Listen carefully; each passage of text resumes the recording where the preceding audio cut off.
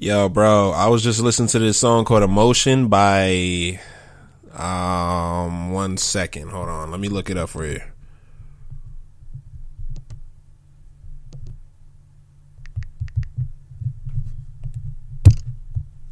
Damn. Come on now. Come on now. You feeling the pressure right now? What's up? Yeah, I was just listening to a song named Emotion by Astrid S. Oh, that's a different name. Yeah, that's a he, right? Nah, it's a she. It's a white girl. Oh man, damn. So damn. Okay. Yeah, like the song, I think it came out in 2018 or 27. Yeah, 2018. And the reason why I have the song on my phone is because I kept hearing it on the Sprint radio at work. And I'm like, yo, this song go hard. Let me download this shit. Mm-hmm. Got you. So, okay, let me find out you being cultural and shit. Hey, bro, I've been listening to white music since the beginning of time, dog. I started when I started playing Madden. I started my phone bugging. Yeah, so I started I guess when I was a little kid, MTV Hits. You remember that shit? Yeah, I didn't really watch it like that though. Yeah, you bugging, bro. Nah, it was because I'm a late bloomer when it comes to music and stuff. Like I was the type of kid. I was like the nerd kid. I was just into, like, if it wasn't Jurassic Park or if it wasn't like something I was like true to interest. Like if it wasn't sports or Jurassic Park, like I ain't give really a fuck about it, honestly. So I ain't really getting into the music. You know, whether it was hip hop, R&B, pop, country, all that shit. I ain't really give a fuck until like late senior year, honestly. Bro, you're lying to me. No, I'm dead ass. Like when niggas was saying, yeah, you hear the latest mixtape and all that. Well, they was having it amongst themselves, but I was, you know, a part of the crew. But then I just laid in the cut. Didn't really contribute. You know what I'm saying? And they was like, yo, you listen to the latest mixtape? I'm thinking to myself, like, what the fuck? The mixtape? What? What are they talking about right now? Where we get this mixtape? Is there a nigga on the corner? Like, where is we getting this mixtape from? You know what I'm saying? And then like my senior year, I came across Napster and live mixtapes, and that's when my underground journey began. Right then, I feel that. Before that, like, how did you get your music? How did you listen to music before that? I mean, like I said before, I was just either on the radio or whatever my aunts or my parents played. So like my dad, he played a lot of Tupac and 50 Cent. 50 Cent in the Club. That album, and then Tupac's whatever. Because he a huge Tupac and 50 Cent fan. So my dad, he was bumping that shit, and then my aunt, she a huge New Edition fan and Michael Jackson fan and Prince fan. So I had the best of both worlds in that sense. Like I had the old school pop / R&B, and then the old school mid 90s and early 2000s hip hop kind of like flowing in my brain. So I had that, but I didn't really get the latest once I got up to age to be able to go seek it out for myself. Like I didn't really know how to go about it, so I just listened to what was on the radio or whatever. Like I didn't really care to seek it out. I didn't know. You know what I'm saying? Yeah, like coming up myself, I didn't really listen to full albums until I got to like high school type shit. I always just had songs, just like you. My parents played music, and I got the music from them and the radio. But high school is when I started to listen to albums straight through from top to bottom. Yeah, my dad, he didn't give a fuck about if it cussed or not. Like he would just let it. He didn't care. But it's like now my parents kind of is more mindful of it. Like with my younger siblings, like they don't a lot. Like if they playing it on the speaker or whatnot, They, it got to be like the edited version. Can't have a lot of cussing and stuff. But back in the day, when I was coming up, my parents didn't give a fuck. Like, we were listening to the raw shit. What's the 50 Cent album? The shit that was popping. With In the Club. Yeah, I don't know the name of his albums, man, because I was too young to even remember that. Come on, now you a New York nigga, you supposed to know off the rip. Yo, here's the thing though, I was in NYC, right? But my parents were R&B people, so I was all in R&B, and I had hip hop came to me when I got older, when I searched for it, and by that time, all the shit that was like hip hop that was out when I was younger. Like, all of that was like I had to go back in time to, find the names and all of that good stuff. So. Let me look up this album right quick. Yo, it's funny you say 50 Cent, because I have a theory, man. I feel like the new 50 Cent is the baby, bro. Oh yeah, because of the whole shit that happened with the him and the other underground Charlotte rapper. Yeah, yeah. Not only that, I just feel like he's the new 50 Cent. Like, two ugly ass niggas that's fit, that raps, and they about that thug shit, and they get women. You know what I'm saying? Get rich or die trying. There it goes. Yo, I don't know how. You know what? How did I not know that name, dog? But I'm sure the baby. I'm sure he I'm sure there's some girls that's like, oh my god. No. I said Monday or some shit. I said they get women, bro. Like, they get biddies. Yeah, I don't know. I don't know. I ain't judging on nigga looks, but yeah, you see that video? Yeah, I seen it, bro. How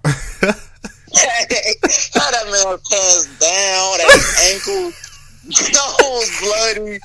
Yo, I think he called cold-hearted Cam or some shit like that. Bro, I don't know what that nigga name is, bro, but he just got embarrassed. Yeah, he's also a Charlotte rapper. I didn't know him before this whole incident happened, which don't really mean a lot, because he's like, I'm guessing, I'm assuming that he's like one of the hood underground rappers, but it's like, he ain't really. He's a local rapper, and and he was sitting there, because they was in the fucking South Park Mall, fucking at the Louis Vuitton store, and he's sitting there egging them on, like, hey, regardless if you get jumped or not, if you better be about it if you sitting there doing some shit like that, you know what I'm saying? So regardless of what he was saying after the fact, hey, you already knew what the situation was. You showed up there solo, and he had his niggas around him, or whoever, however many people he had around him. You asked for the ass whooping to happen. You know what I'm saying? So, so here's the thing. He had him in. Do you think it was a 1-on-1? Do you think the baby's niggas jumped that nigga? No, he clearly got jumped, because he got the baby by, I don't know how tall this nigga is, but he's taller and clearly heavier. So unless the baby is like on some Floyd Mayweather shit, he ain't taking that nigga 1-on-1.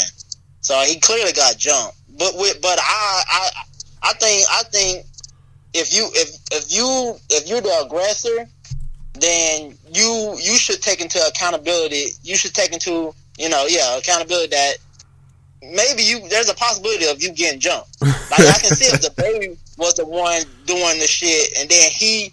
You know what I'm saying? And then he's like, if Cold-Heart, he's by himself, you know what I'm saying? Then that should be a 1-on-1 matchup. But if Cold-Heart the one to be the aggressor, then the baby should have the option of either jumping him or taking him 1-on-1.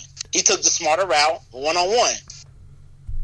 Not 1-on-1, but jumping him. So I just think that I don't think it looks bad on the baby for having his mans, or however many people had jump on him, because he wasn't the aggressor. He was chilling. You know what I'm saying? And Cold-Heart also has a history of, bullying him, so to speak. So, it was an ass whooping waiting to happen anyway. So, that's just my thing. I don't know, man. I just feel like jumping anybody is some sucker shit. Nah, there's a time and place for everything. If you sit here chilling, trying to shop, you ain't bothering nobody, and somebody out of nowhere sitting here trying to make you look stupid, recording you without your permission, calling you all kind of bitches and names and shit, and you know what I'm saying? Like, they doing all that. Like, I shouldn't have to waste my energy. I shouldn't have to put myself in a situation where I had to fight you one-on-one. Like, if I have an option to get my niggas, which they were clearly right there, you know what I'm saying? Like, if I have that option, then boom, that's what we're going to do. I can see if they just kind of came out of nowhere and jumped him. Like, he's seen that he had his niggas with him, and he decided to show up there solo. So what he expect?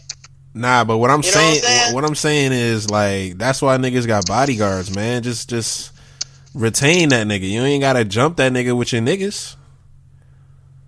Nah, it's the same situation though. I mean, if this dude, my thing is, and even though this not gonna shut the dude up because he still was talking and all that shit.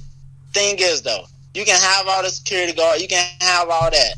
But at the end of the day, if a nigga sitting here been bullying you online prior to this situation for the longest, and then he's still bullying you in person, and you not even saying shit, you just trying to shop and go, and you still ain't saying shit, and he up on you. Eventually, that's gonna build up, and it's like, is it smart for me to waste my energy and potentially get my ass beat by somebody who's possibly 50 to 60 pounds heavier than me, or if not a lot more than that, and then a few inches taller than me? Or do I get my niggas to help me out, and then we really go to work on this nigga, and I can come out on top feeling good about the whole situation? But look, and still get the shit that I come in there for. You can still feel good if your bodyguards retain him and you walk away. You're above that. Nah, bro, come on now. Come on now. Have you never encountered a bully? Have you never dealt with a bully? Nah, because my parents raised me to not get bullied. I mean, it's not even about being raised or anything. Because I done been bullied, I done been bullied by one person when I moved to Laurinburg, North Carolina, where those niggas, they start weightlifting at fucking elementary.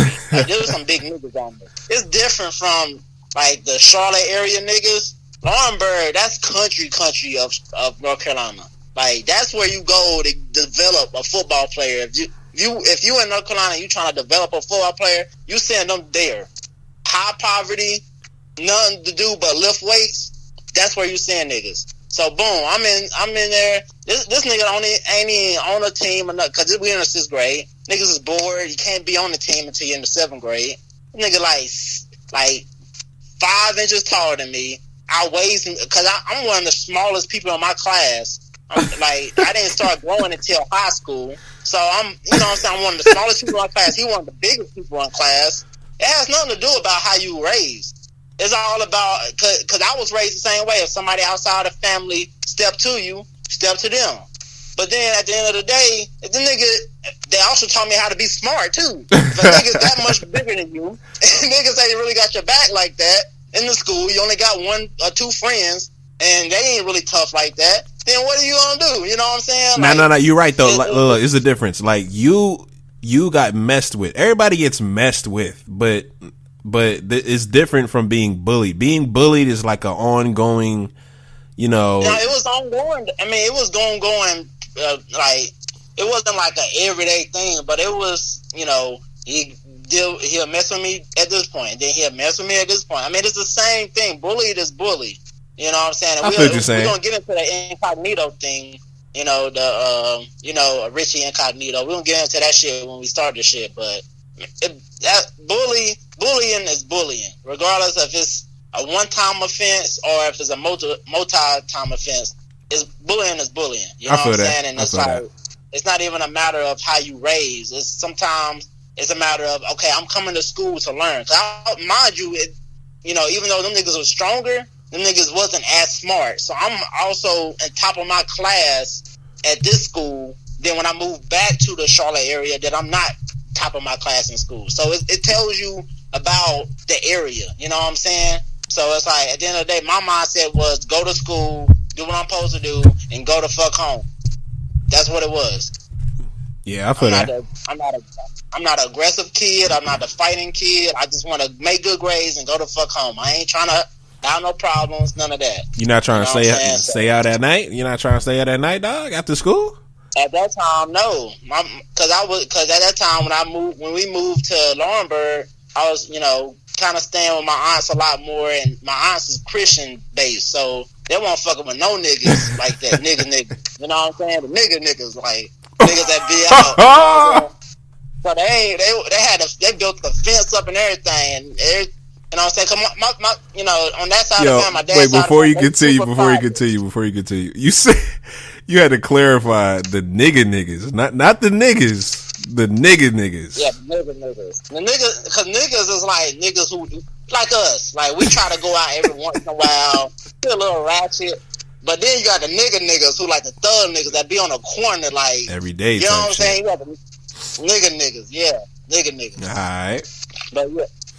But yeah, so, I mean, they kind of had us closed off to that environment. You know what I'm saying? Even though they was in the thick of it, because, they was a part of the poverty. That's a high impoverished situation, but they tried their best to have a Christian influence on our life, and I thank them for that, because had I not had them as that barrier, then I could have been in a lot of trouble. But there was a lot of crimes in that area. So, but nobody really fucked with them because they knew there was the church going Christians that didn't really have nothing. So they knew not to break in their house because they weren't gonna get shit. And they knew that was the Christians that was always going to church, and that was somebody's aunt or grandma. You know what I'm saying? So they just didn't deal with them. So I was kind of protected under that. See how strong religion is, bro? Yeah, it's strong. That's why I say, I know this is going on for a long time, but I just want to say, religion, I don't judge people who have a religion, and I also don't judge people who don't have a religion, because you can use religion for good. Like, as long as you're a good person in this world, that's all that matters to me, man. I'm not against religion, nor am I for religion. I'm just like, yo, if you have religion, that's cool. If you don't, that's cool. Just be a good person. I mean, and they knew too. Like my grandma, who's deceased, rest in peace. I mean, she was dealing with diabetes issues. She had both her legs cut off, one of her arms cut off. So it's like, they already seen that, and she wanted to be outside as much as possible. Whenever it would warm out, she wanted to be outside. You know what I'm saying? So they seen that. They seen that they were struggling. You know what I'm saying? So they just didn't deal with them. Like, they knew that they didn't fuck with them, but they knew, like, okay, we're gonna give them respect because we know what they dealing with, and we know who they are. Yeah, there's limits. There's limits to this shit. You know what I'm saying? Like, even the niggas that's really out here doing that thug shit, like, there's limits. Yeah, they know who not to mess with. Exactly. Yeah, let's get this shit started, man. You going on for 18 minutes, dog. Yeah, let's get this shit started, man. All right, man. So it's your host, Smoove. I'm here with Petty G, my co-host, and you are now listening to the Burg Bros podcast. Creams, potatoes, tomatoes, beans, creams, potatoes, tomatoes, beans, creams, potatoes, creams, potatoes, beans, creams, potatoes, tomatoes, chicken, beans, creams, potatoes, tomatoes, chicken. You made it! You made it! You made it! You made it! Now, G, I want to give a special shout out to start this show off, man. All right, let's hear it. So I want to give a special shout out to so the news said it was the first Sixers female coach, and her name is Lindsey Harding. But I looked her up a little bit more, and then it says that her position is a scout. So I guess she's one of the first female scouts that's working for the NBA. And I just want to give a special shout out to her, wherever she's at. We can have you on the podcast sometime in the future. I would love to interview you. Definitely. Yeah, she's she played basketball. You know, she went to Duke, you know, 2002 to 2007. And she actually went into the WNBA. She played for a minute. She played for like 10 years. And now she's in her coaching career. Oh shit! Well, shout out to her then. Shit. Yeah, man. Like, shout out to her. I wish the best for her. You gotta have passion. If you spend 10 years in a WNBA on that salary, you gotta have passion for that sport, man. Oh yeah, but I mean, it's like, you know, that salary is still good. What they paid them? What they paid them? They get between 40 and 60K, which is good to the average. Whoa, are you kidding me, bro? Yeah. I thought it was like 100,000 type shit. No, if you watch the documentary on the WNBA player, because there's a couple documentaries out there, whether it's an individual or it's like, you know, just talking about in general. Yeah, the overall consensus is they're only getting paid 40 to 60K for the average, and then like the top athletes probably cracking maybe 100K. You know what I'm saying? But they ain't getting paid like that, man. Damn, yo, you know, it's kind of like, it's like, so men, they make the most money because everybody's watching the male sports. And women make the most money as far as, you know, porn, modeling, stripping, stuff like that. Well, yeah, it's well, when you put it like that, it is fucked up. But a coach actually brought up a good point. I think he was He a YouTuber, but he an actual like basketball coach, and he has a daughter. And he was saying like how he takes his daughter to WNBA games and stuff. And he was saying like how they, like, the WNBA try to compete with the NBA as opposed to having their own thing and taking advantage of their own strengths. They try to compete with the NBA as far as the dunks, as far as shooting or whatever. Because it's like they had, you know how they had a 3-point line where the NBA had a 3-point line. So his point was, why don't you just shrink the court, shrink the 3-point line, and take advantage of what women have over the advantage that women have over men, which is attention to detail.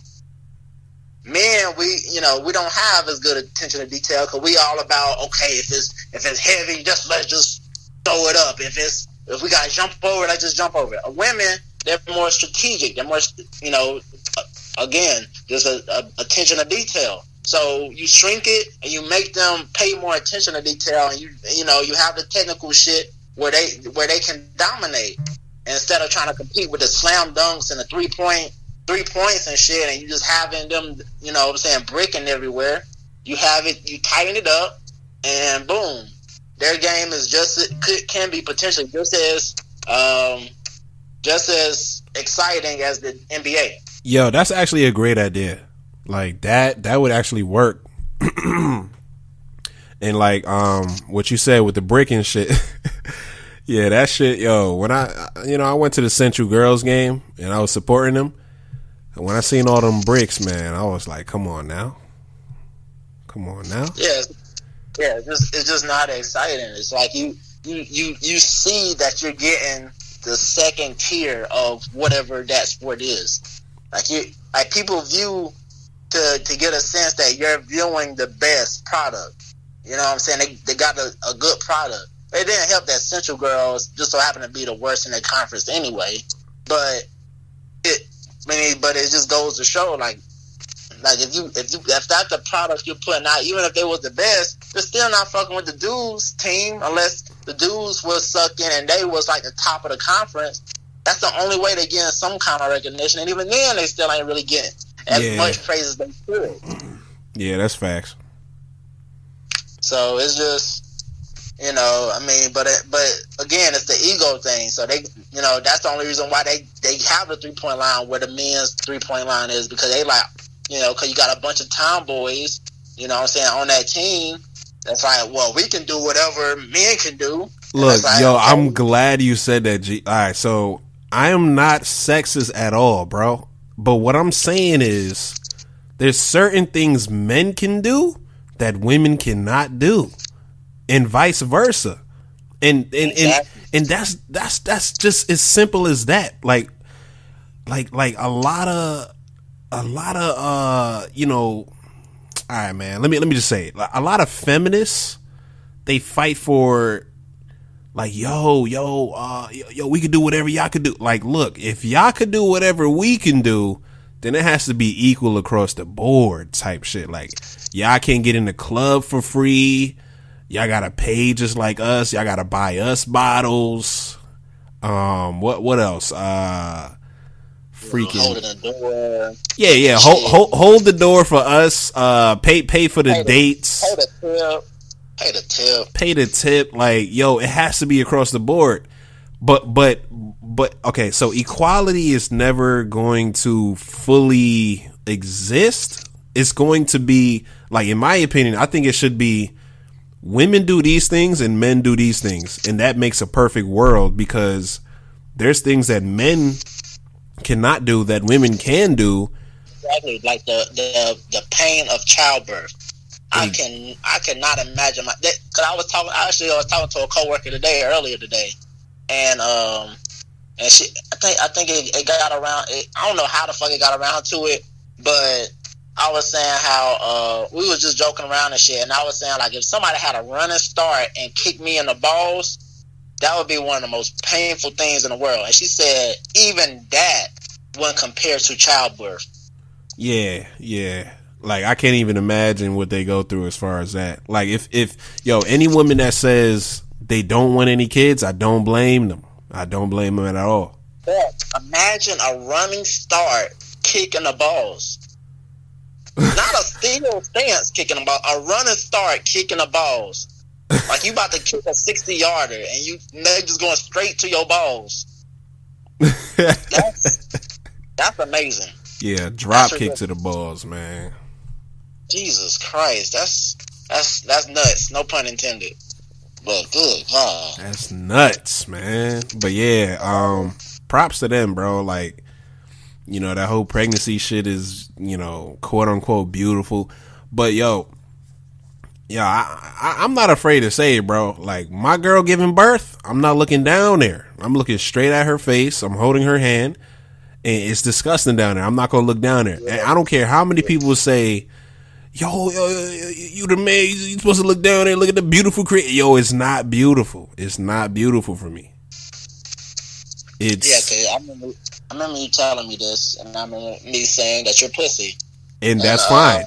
And that's completely fine. Nah, but my thing is, it's not even about it being beautiful, because I mean, we I mean, that's a lie. I mean, it ain't a beautiful, like, visually ain't beautiful. I mean, the concept of it is beautiful, but visually it's not. But that's not the point. That's not why you look down there. You look down there because it's like, one, you put that in her, for one thing. The least you could do was fucking look. She got to endure the fucking pain. Two, what? I mean, that was really it. That was it. That took just one clip. You thought you had 2, 3, 4 points. You only got one. Nah. Well, I mean, you got a big head. I got a big head too. So it's like, at the end of the day, if that's coming out of there, least I can do is look. Bro, you know but what do you mean the least you can do? Like, that's going to help the situation, bro. It's not going to help the situation, but she know that, okay.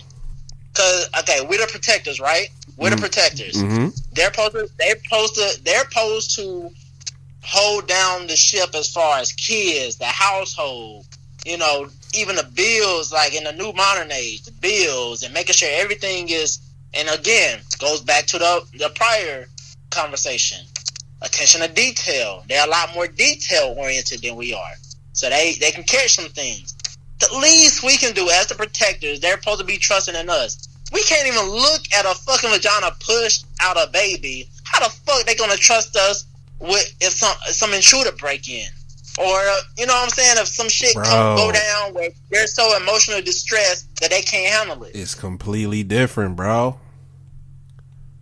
That's completely different. If an intruder break in, I'm going crazy man mode. But at the hospital, looking at the blood, the guts, the shit, the all of that. Ugh. I don't know, man. Bruh. I mean, see, this is when we need a female to really have that third party convo. But my thing is, I got that back on this. Fuck that nigga. Look at my vagina when I'm pushing out your damn big ass head, child. Yo, son. Yo, I got that back. I feel that, man. That like I support it. Like I support you in that. But you know, for me personally, yeah, I'm looking at her. I'm giving her support. I'm looking at her dead and I'm like, look, you got this, baby. You gonna push. So you gonna push. So you can put your tongue down there, but you can't look down there when the child has been pushed. No, bro. No, bro. Okay. Anyway, on to bigger news. Well, that's not bigger news, but NBA playoffs. I'm loving it. How you feeling about this Raptors and Warriors? What's your predictions? All right, so my prediction is that the Warriors is going to win in game. Okay, let's say boom boom. They're going to get 3-1. Boom boom. I feel like it's going to be a 5-1 series. I mean, not 5-1. 4-1. Yeah, 4-1. 4-1. Yeah, I feel like it's going to be a 4-1 series. At most, even without KD. Yeah, even without KD. Like at most, it'll be a game 6 Warriors. You know what I'm saying? I feel like they're going to win a game 5. What gives you that confidence that they're going to beat them by that margin? When I seen them play against the Trailblazers and play like how they used to play back in the day without KD, I say, yeah, this team still got it. This team still got the chemistry. They won a chip already together. And I'm also looking at the aspect that Kawhi, he's not really by himself, but he's by himself. Like he's holding that team on his back. If you take Kawhi off of that team is, I don't even know if the team is going to beat the Brooklyn Nets. Now you've been disrespectful. Yo, Kawhi, you know what he adds to that team, dog? But you forget that team was also won 50 games before he got there. Yeah, with DeRozan though. Yeah, I mean, but DeRozan ain't even like a top 15 player, or he definitely ain't top 10. He ain't even top 15. Right, you can arguably name 15 players better than him. Yo, name 15 players better than him right now. I ain't gonna do it off the top of the dome, but I already know LeBron, Durant, Curry, Leonard,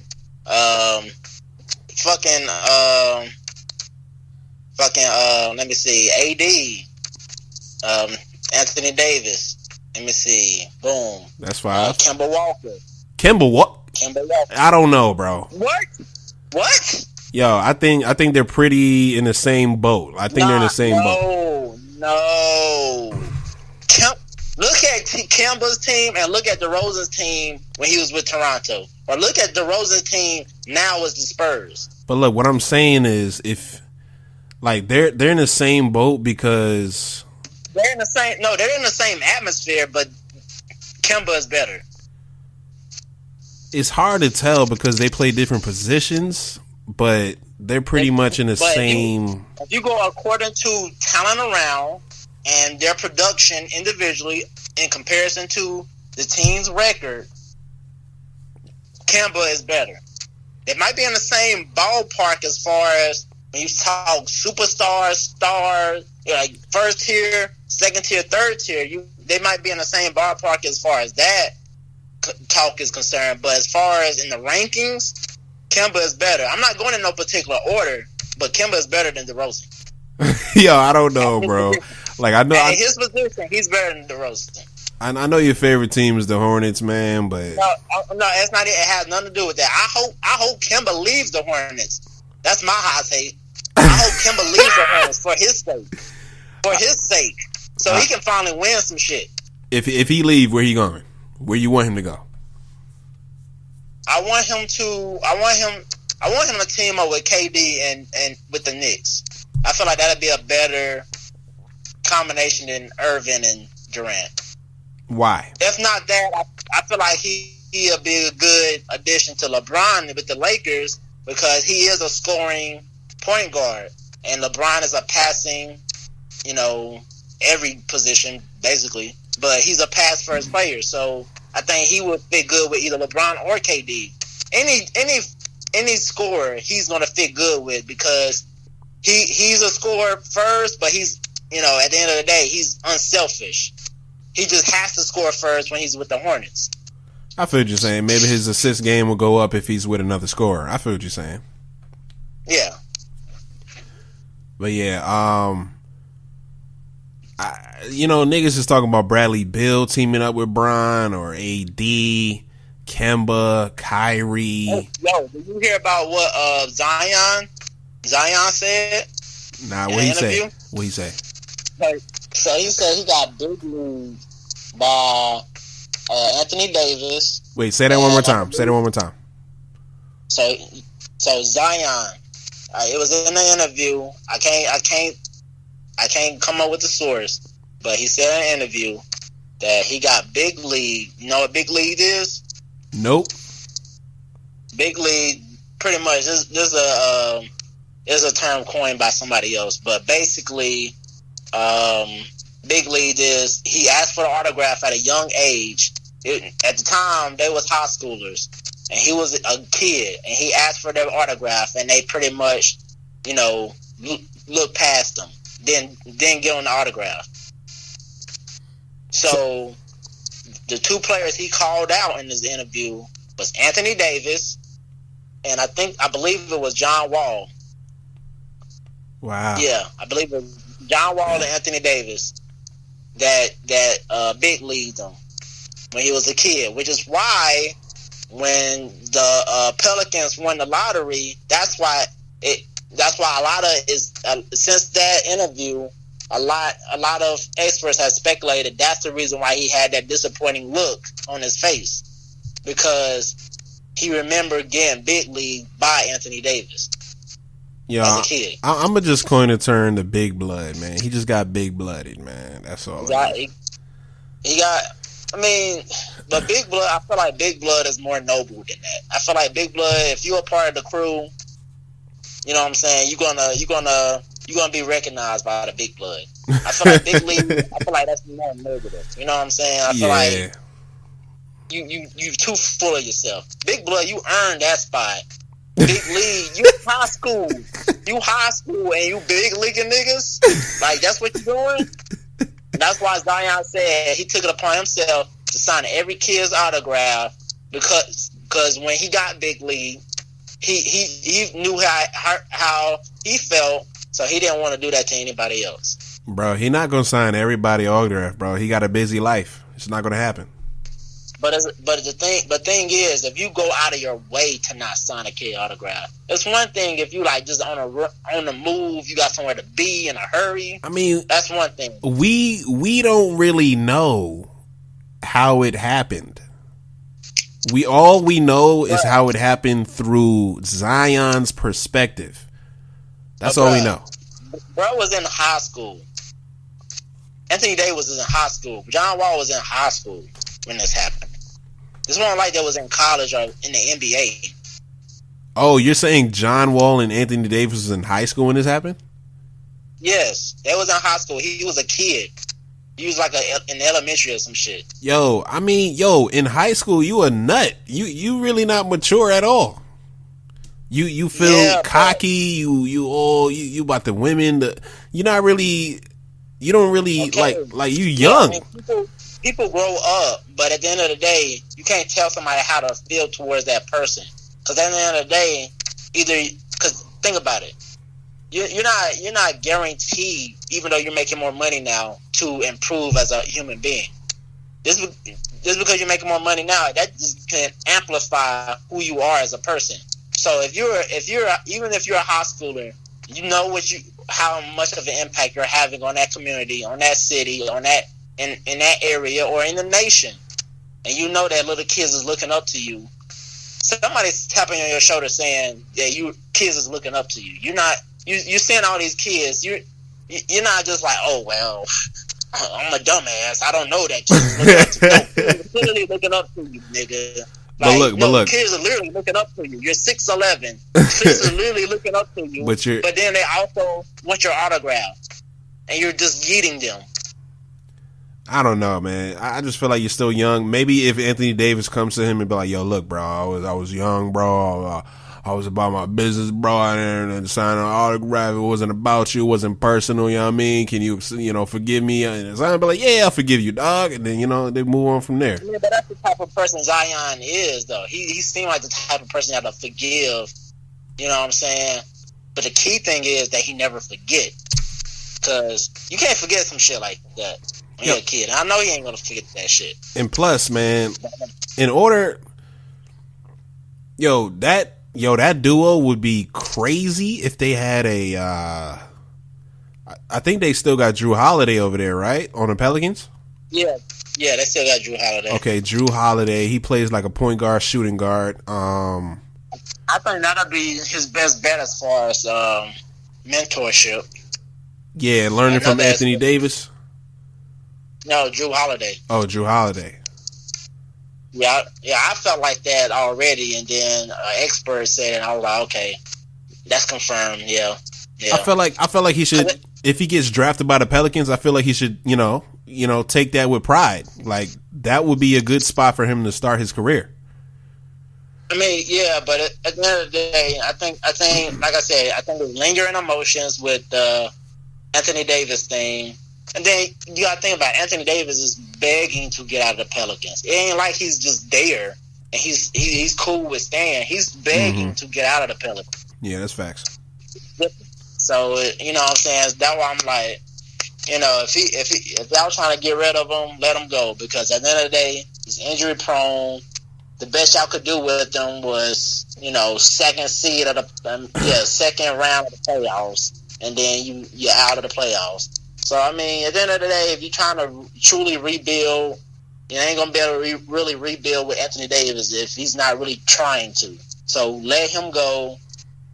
Like I said, trade that pick, get the third pick in the draft, and get Barrett, and you'll be good, because now you got two rookies who played on the same team who already got chemistry with each other to really build with one another. Yeah, that would be amazing. Like, I hope that happens, to be honest, because that would be a Cinderella story. Like, I don't know about Cinderella story, but that'll be a good story. It's going to be a Cinderella story, bro, because two rookies coming up. You said what? I said, what you were about to say it. You said two rookies coming up. Yeah, two rookies coming up. They come from Duke, a high potential. They did lose in the tournament, and maybe they can, show the world that they can win in the NBA together. It's like a beautiful story if that happened. Yeah, if they were to win a championship with each other, then that would be a Cinderella story. Yeah. Yeah. Yo, but listen, G, read off some stats for like 1 minute. I pop some chicken nuggets in the oven, and I gotta pick them up, and I gotta, put them in a plate and eat them. This nigga here. Yeah, man. Anyway. So yeah, I'll be back in a minute. All right. Anyway, since Zion is a topic of discussion, Master P offered him 20 mil to rep his shoe company or whatever you want to call it, and it don't even have to be on the court. It can be off the court. He's going to offer him $20 million to rep his shoe company off the court, which is big, because then that still allows him to potentially get $100 million from whatever major shoe company like a Nike or a Reebok or Adidas. But if you're offering that much money, you don't want that nigga rapping repping no other shoe but yours 24/7, whether it's on or off the court. So, I mean, it's like, but the thing is, Master P also offered him a spot in a movie as well. Now, granted, it's a low budget movie than the blockbusters that come out in the movie theaters or whatnot. But I mean, it's a step in the right direction. You know, it's gonna be in the black entertainment world, which means more to where we at and with pop culture, because black people pretty much runs anything that's funny or sports or anything entertainment. We run at this point in time. We're popping. So I mean, that would be a good look. But I mean, at the end of the day, do you see a Nike saying, you can rep that nigga shit off the court and rep her shit on the court? Don't see it happening if they're offering $100+ million. I don't see it happening. So I would, if I'm Zion, to graciously turn that shit down, because even though it's a movie for the culture, it's not $100 million overall. So sorry, nigga. Just thank you for the gesture. Thank you, Romeo. You did your thing back in the early 2000s. Thank you. I'm good. So let me get my. So your boy Smoove is back. What was you going on about? Okay, so I'm talking about how Master P and Romeo offered Zion $20 million to rep their shit, their shoe off the court, not on the court, but off the court. Because they're aware that Nike and Adidas is going to be putting up that big money on the court, but Romeo and Master P also offer him a movie spot, as well as a part of the package. And I'm like, nigga, fuck that. Just get the $100 million and call it a fucking day. I mean, yo, why not? Why not? Why not go take Master P up on his deal? Yeah. Because regardless of what package you have, a movie spot and $20 million, yes, that'd be big for the culture. But at the end of the day, that's not bigger than $100+ million. I mean, that's not even talking about the NBA contract. That's just a shoe deal alone. It would be record breaking. I mean, take up the deal, just because you're trying to support black business. That's all. I mean, all that's fine and dandy, but at the end of the day, if your ankles, you twist your fucking ankle like you did in that fucking game in college, twist your fucking ankle again, and God forbid, knock on wood, hope it don't fucking happen. God forbid he twists his ankle or some shit happen, career-ending injury, and then now, you know what I'm saying? He gotta survive for what he's made, and his family gotta survive off of that. What I'm gonna go with? $20 million in a movie deal that's not going in no movie theaters, or am I gonna go off of $100 million that can last me a lot longer? Why? And I can make smarter investments, and that pretty much have me set. Why he can't do both? He can do both, but if I'm a company that's offering you $100 million, I don't want you to rep any other shoe on or off the court. But it's about you. It's not about them. Okay, but they're gonna subtract their offer okay.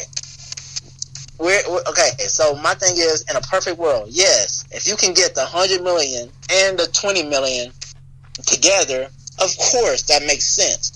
But if we're in the brains of a company that's offering $100 million, if you're offering a nigga $100 million, do you want him to rep somebody else's shit half of the shit, and they only paying a fifth of what you're paying? Because if you're only playing on the court 82 games out of the year, but this nigga repping this other brand the rest of the days out of the year, and they're paying only a fifth of what you're paying, something don't add up right. So it wouldn't make sense for that company to offer him $100 million. If I'm thinking in the mind of a Nike or Adidas, that don't make sense to me. I want them. I want them to sit there and be there 360. You know what I'm saying? Hold on, I want to get Mike's on here. All right. Hold on. Yeah, make that phone call. Actually, you might have to make that call. Why? I can't do it. Hold on. Got this fucking new phone. Oh, that's why. What phone you got? Man, this motherfucking Motorola. yo, hold on. You got a Motorola? Yeah, man. Bro, you might as well switch to iPhone, man. Yeah, I need to, man. I truly do. Yo, stop fucking with them droids and shit. I got you. Never mind. I got you. I was doing it wrong. Sorry, ladies and gentlemen. I'm an idiot. We out here, you know what I'm saying?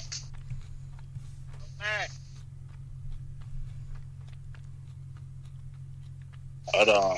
Is he on? Yo. What's going on? What's up, Jing? Good, man. Not much, man. Hot off the clock, man. Oh, man. Put in that work. Had to. Got a good little 8 hours in. You know what I'm saying? Hey, I feel it. Hey, yo. Guys, I done seen one of your posts talking about Zion. So we actually in Zion debate right now. What's going on? Zion's the man. All right, so hold on. Before we go into that, let's introduce our guests, man. We got what's your name, Max? Max, yes sir. Yeah, we got Max on the podcast right now. Just give a little bio to the people that's listening, man. Just a little bio.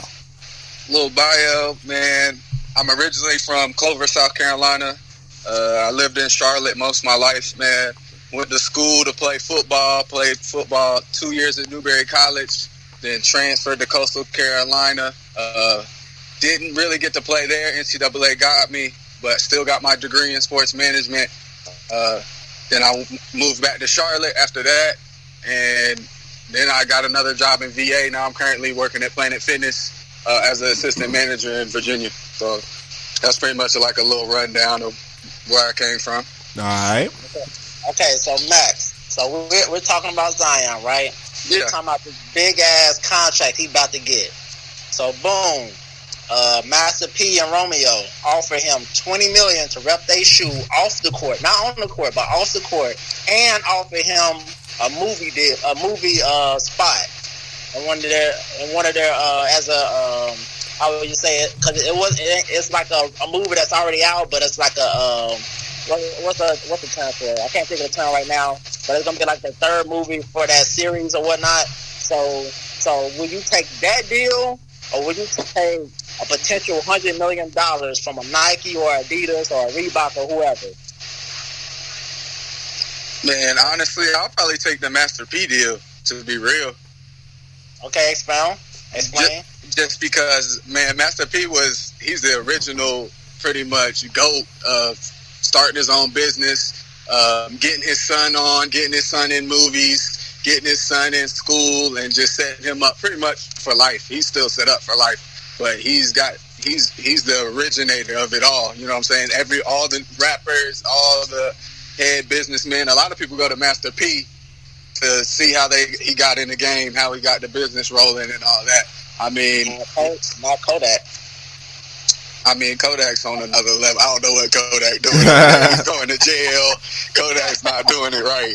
He's young, though. He's young.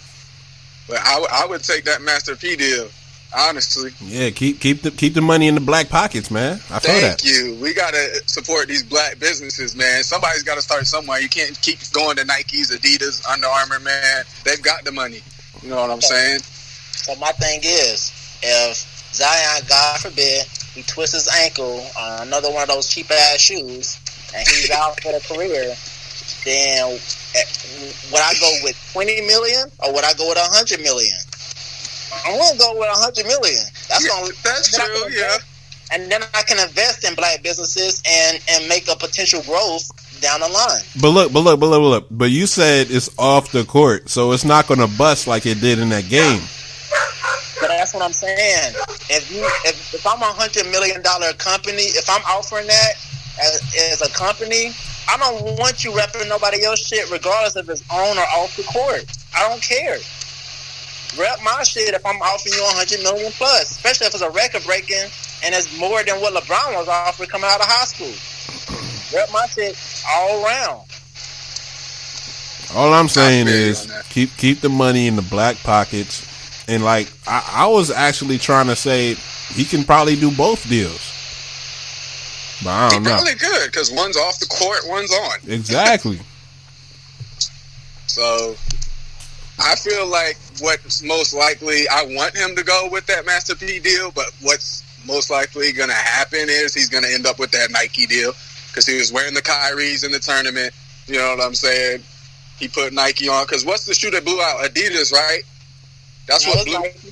That was Nike too? Mm-hmm. Yeah, because Burg is sponsored by Nike. Oh, I thought he had something else. Well, that's why he was bigging them up. He was saying like, yeah, Nike is such a great company, because he didn't want to cut. It didn't matter what the company was. He didn't want to cut any ties, because he knew that if it's Nike, if it's Adidas, if it's Reebok, them niggas is going to offer big money. So regardless of who it was, if they got big, now if it's Asics, you know they ain't really putting no shit. You know what I'm saying? If it's Under Armour, they might not be putting no shit, because Curry ain't really hold it down like he was supposed to. You know what I'm saying? So at the end of the day, Reebok offered LeBron James $100 million. He turned that down for Nike, and they gave him way less. So you know they about it. Adidas, they got the money. They got it.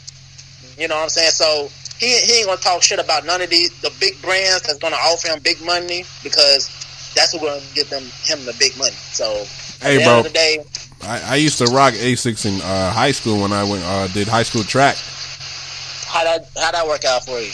Got me a 23.8 for the 200. Yeah, not good. Okay, so boom. On to the next one. How y'all feeling about this Drake shit? You feel like he's doing too damn much? He's the MVP of the Raptors, bro. It's not Kawhi, it's Drake. I love it, man. He put on the city, for real. Everybody didn't think he could really be a good owner and put that team together. They did. I know he didn't have a hand. The real owner had most of the deal with getting Kawhi in, but he's just putting on for the city, man. They've never been, you know what I'm saying? Why not? He's going crazy. Yeah, but that's facts. But you massaging the head coach shoulders though in the game? Come on now. I feel like what he wants. Yeah, he can do what he wants right now. Like, he's getting away with a lot, and you know the Raptors, the Toronto, they allowing it. They allowing it. Do y'all feel like Kawhi is leaving after this year? It's hard to say. That's hard. That's a hard one. I feel like yeah. I'm gonna go with yeah. Nobody knows what Kawhi is gonna do, but I feel like yeah, because he want to come back home in Cali, maybe to the Clippers. Yeah, because his family has a close knit bond. You know, because you know his uncle is managing him, helping him out. You know, his dad is dead or whatnot. You know, from the last episode, I mentioned how his dad got killed or whatnot. So that kind of leads me into the next one. Did y'all hear about what Joe Budden said in regards to Kawhi's dad? Yeah, I heard a little snippet. I didn't hear that. So Joe Budden, because I listened to the podcast, so I heard it like firsthand. And I mean, I know how Joe Budden thinks. He thinks kind of outside the box. He's just different in how he thinks. But it came off as he was kind of making light of the situation. Because first, he didn't know that Kawhi's dad was dead. So when he said that Kawhi's dad be in the streets, you know, I mean, basically, I'm paraphrasing, but he basically like, yeah, Kawhi's dad in the streets, and he, you know, doing this, doing that. It seemed like he was making light of the situation, not even knowing that his dad was dead. It's real bad. And then once he was informed, he was like, nothing changed. None of what I said was changed. But I know that Joe Budden just thinks differently. But a lot of people gave him habits for saying some shit like that. And I just wanted to kind of bring that to light because it is important to highlight that one, Kawhi, he acts how he acts because of his dad death. And anybody who don't know the future.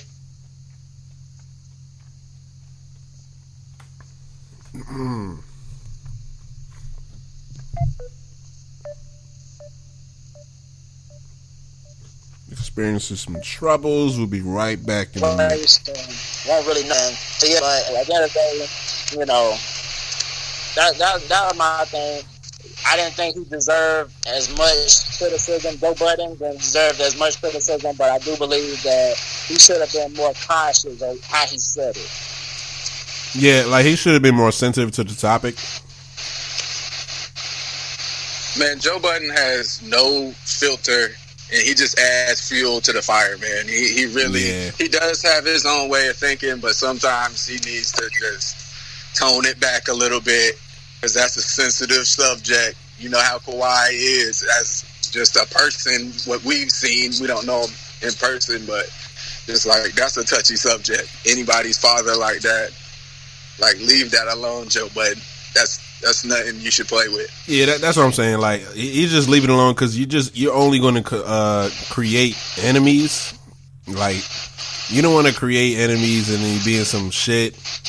Like, just chill out. Just, you know, be sensitive to the topic and just correct yourself if you're wrong. Like, he was honestly wrong, and he should just correct himself. That's all. What's your predictions for the playoffs, Max, or for the finals? Man, honestly, most people would say I'm crazy, but I really think it's done in 4. Golden State sweep. That's what I personally believe. Even without KD, I think it's going to be a sweep. 4 games done. I mean, that's not too far fetched. I said game 5, the Warriors, but that's not too far fetched. I'm gonna go against y'all. I'm gonna say that Raptors give them a run for their money. And I think they'll take it to at least game 6. And maybe game 7. I'm gonna do the eyeball. It's not going to be no game 7, bro. I'm going to do the eyeball. The Raptors have a big team. Like, that's probably the biggest team that Golden State will face, just lineup-wise. But Golden State can run them boys up and down the floor and will shoot them out the gym like everybody knows. Think about this, because an expert had mentioned this. The Warriors, they have never faced a defensive team this tough. And the Raptors have never faced a defensive team this weak in the playoffs thus far. That's something to think about. If you're a Raptor, you went against the 76ers defense and the Milwaukee Bucks defense. Who the fuck did the Warriors go against defensively? Nobody really. Houston ain't got no defense. The Clippers gave them havoc, bro. Yeah, a 6'1" point guard gave your 7-footer havoc. Think about that. And in one game, granted it was one game, but the fact that could have happened for one game, it's alarming. My thing is, who is Kawhi going to guard? Is he going to guard Clay? Is he going to guard Steph? Who is he going to step out on? That's a great question. We're going to pull up on Clay. You think so? Yeah, let Steph shoot. We're going to pull up. No, Clay is the unsung hero. Well, really, Draymond is the unsung hero. Mm-hmm. But when it comes to scoring, Clay is the unsung hero. I think he gives Steph a lot of open looks because you have to because he's on one side, Steph on the other side. So you have to pick and choose who you're gonna fucking do. But if you got Leonard out there, the best defender in the NBA, you got him on Thompson. Okay, you can double Steph, and then who else they gonna go to if Durant ain't out there? You got Cousins coming back and doing some shit? Nah. Iguodala's gonna play his role. He'll get you at day 15. Okay. Get you that. Cool. That's cool. We'll put Siakam on him. We'll let him rock. But that's cool. You're gonna leave Kyle Lowry on Steph Curry. Yeah, that's the thing right there. Okay, but you can double step. You can kind of play off. You know how like in pickup basketball, you kind of play off a little bit. Like bro, might get crossed over or some shit, but you gonna play back a little bit just in case. You can afford that. You don't have Durant out there. You can afford that. I feel like Gasol's gonna have a big impact with being that big, being able to shoot threes and stuff. Oh yeah. But they're still going to shut them down. But I feel like they do. It's going to be a good games, but Golden State's just too much. Yeah, I feel like it's going to be a good series, though. It's not going to be a straight blowout, in my opinion. Like, I feel like the Raptors is going to get a game or two in there, but the Warriors going to close it out. Well, anyway, now that we all got our predictions out there, let's come back and key in on that. So, Matt, to my understanding, you was trying. Well, you're still, your aim is well. Correct me if I'm wrong. Is your aim still the NFL? That's the ultimate goal, to get to the NFL. But I mean, any professional level, CFL or NFL, that's where I'm trying to be. That's the steps I'm trying to take. What position you play? I play slot receiver, kick return, punt return. I'll play corner if I got to. But those are my main, like slot receiver. I played it in college. Kick return, I played it in college. But, I play special teams to get out there. You know what I'm saying? That's how most people make it. It's off special teams going so hard. So if I got to be on a kickoff team and run down and crack heads, shoot, I'll do it. Doesn't matter. Like, would you happen to have a favorite NFL player? Favorite NFL player ever, or favorite NFL player right now? I would say right now. Let's do it right now, and then we're gonna do ever. Right now, 100% Antonio Brown. Okay.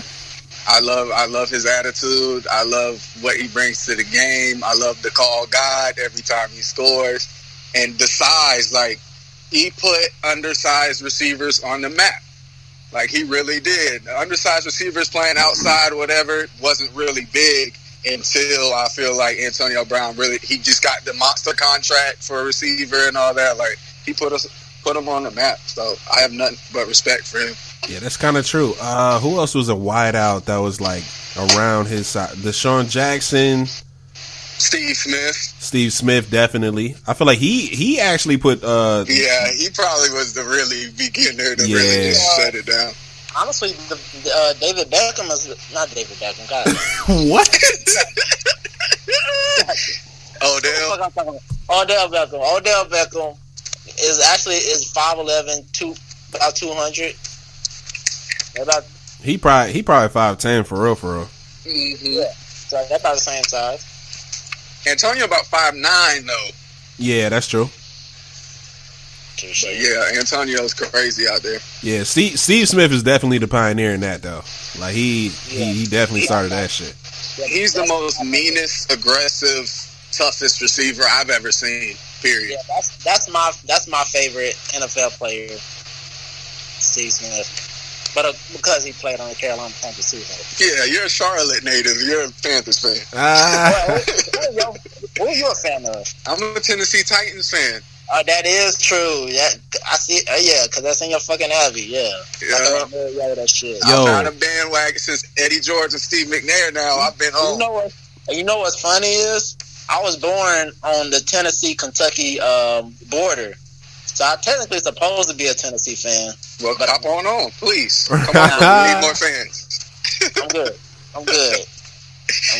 Yo, I ain't gonna lie. Yo, that running back y'all got, he's a bulldozer.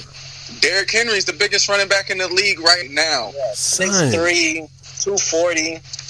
Ridiculous. Wow. He just trucks everybody. He actually. You know what's crazy is? Y'all have two of the biggest running backs in history at the NFL. Yeah, that's Eddie facts. George and Derrick Henry. Yeah, that's crazy. Yeah, that's facts. Tennessee love the big backs.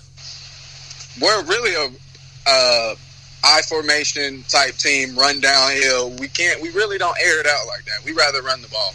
Yeah, y'all don't really have no legendary we don't have any receivers like that. Never have.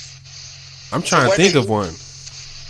So where do you fit? Where do you feel more comfortable? Do you feel more comfortable in the slot, or do you feel more comfortable as the 1 or 2 receiver?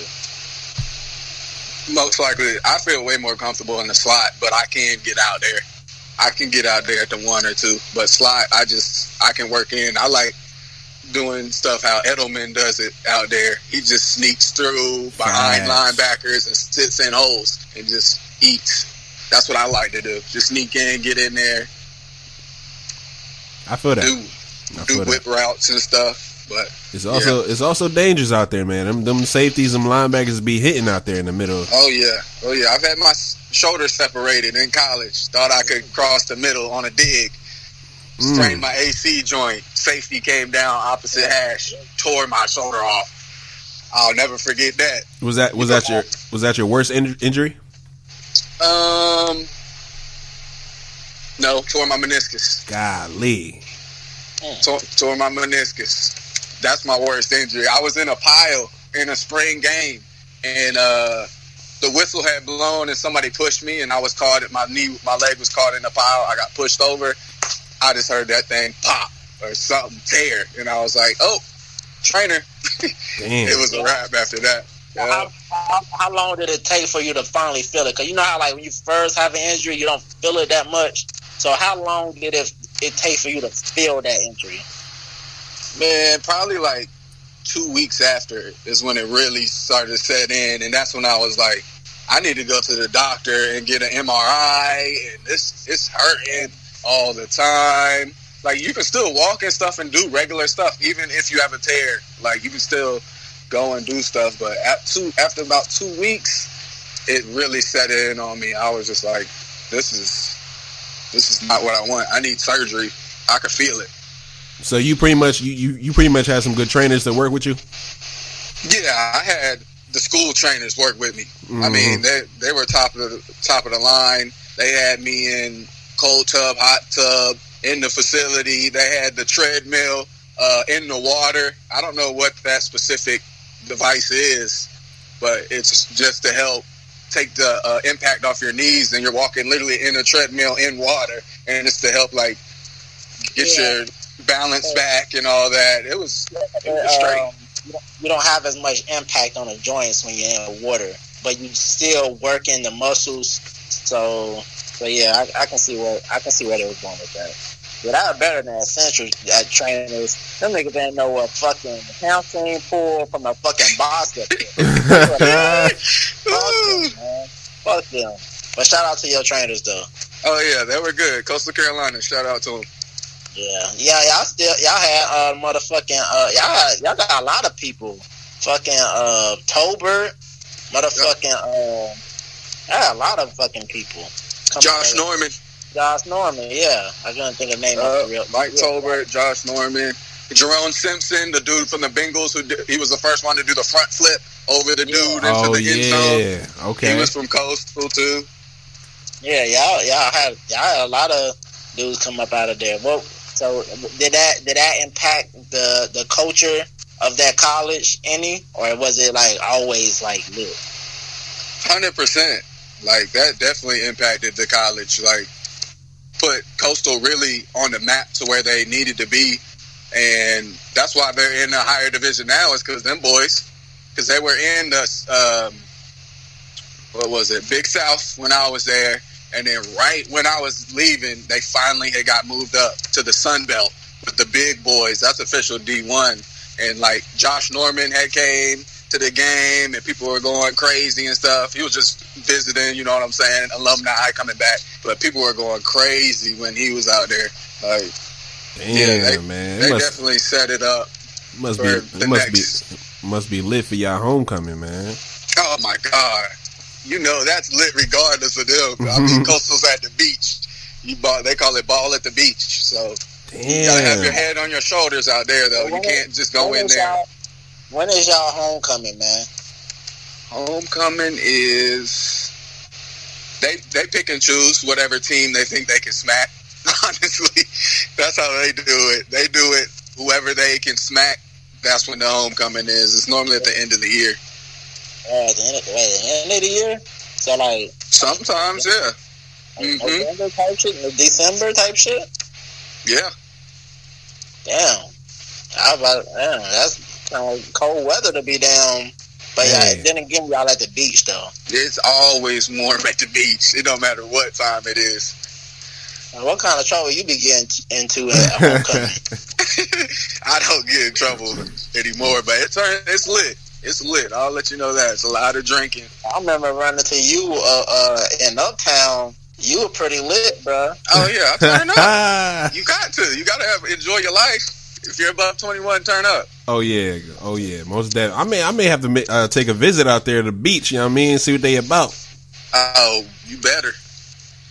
That's all I gotta say. What's the most lit you ever been, Max? Most lit I've ever been. I'll tell you the most lit I've ever been. It was at Coastal. It was a party, right? It was a funnel. You know, most people are funneling beers, right? So my boy had a bottle of Jose Cuervo Gold tequila. Yeah. I funneled probably a little less than half of a bottle of Jose Gold. Like, that was the dumbest thing I've ever probably done in my life. Funneled it, though. Straight down the pipe. That was probably like 10 shots. Just right away. And then I blacked out. I blacked out. I'll forget. I was in Waffle House slobbering, snot bubbles. Oh, man. It was bad. It was bad. But that's the most. I was so lit, dude. Yeah, bro. I'm going to give you the most props because I cannot do that, bro. Like, you said funnel? The funnel joint? You did that? Yes, I funneled tequila. Damn. Dumbest, that shit is stupid. You can't funnel tequila. Yeah, I never suggest Yo, There was too many girls around egging me on. I had to. There was girls everywhere. Oh, do it. I was like, oh, what? This ain't nothing. You know what sad is? You could have still smashed without doing that shit. Exactly. And then I blacked out and couldn't even smash. That was stupid. I learned my lesson. But you know, yeah, we all learn our lesson, man. We all were young and we do some wild shit just cause, but we all learn our lesson. You gotta do wild shit when you're young just to figure out what's right and what's wrong. Yeah. And I damn sure did. Yeah, man. I can't even take 5 shots of tequila, man. I'll be in my room sleep. Mm-hmm. That should sneak up on you. Yeah, tequila's my favorite drink, man. Patron. Regular, they're just a regular. I just love tequila.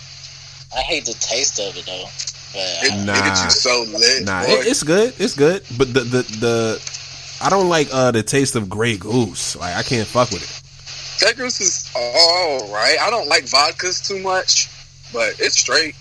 Grey Goose is all right. What do y'all like? Brown better? Oh yeah, or white. You already know brown. Hen dog, you like Henny? Yeah, E&J, Henny.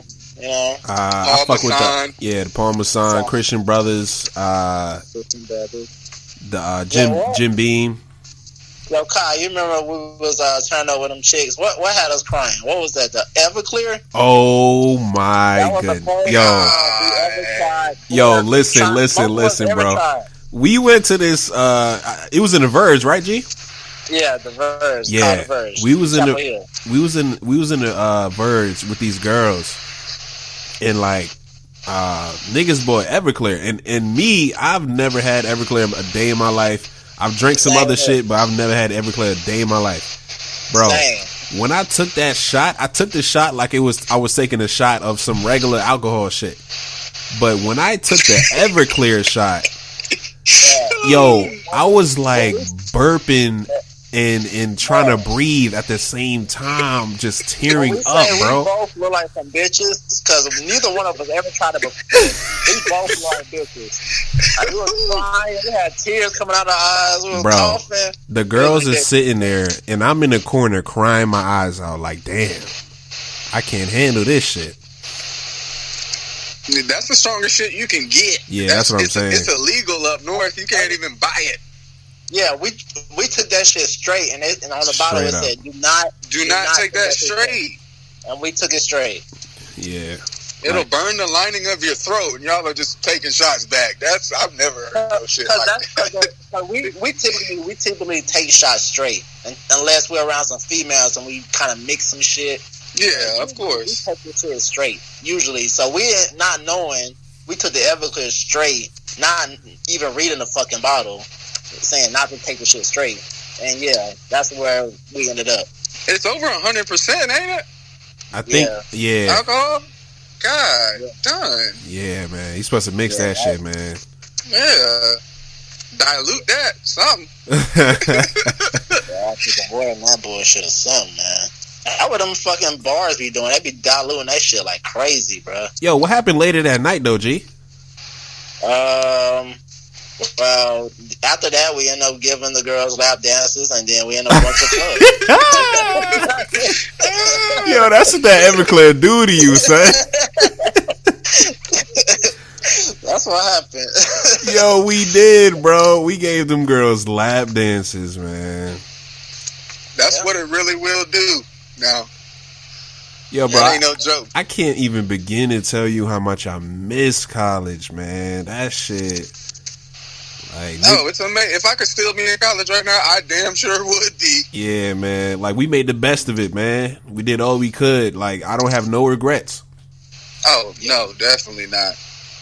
Man, so Never. you feel like overall, as far as in class and out of class experience of college, do you feel like it's worth being in debt? That's a good question. That's a great question. Hell no. Hell no.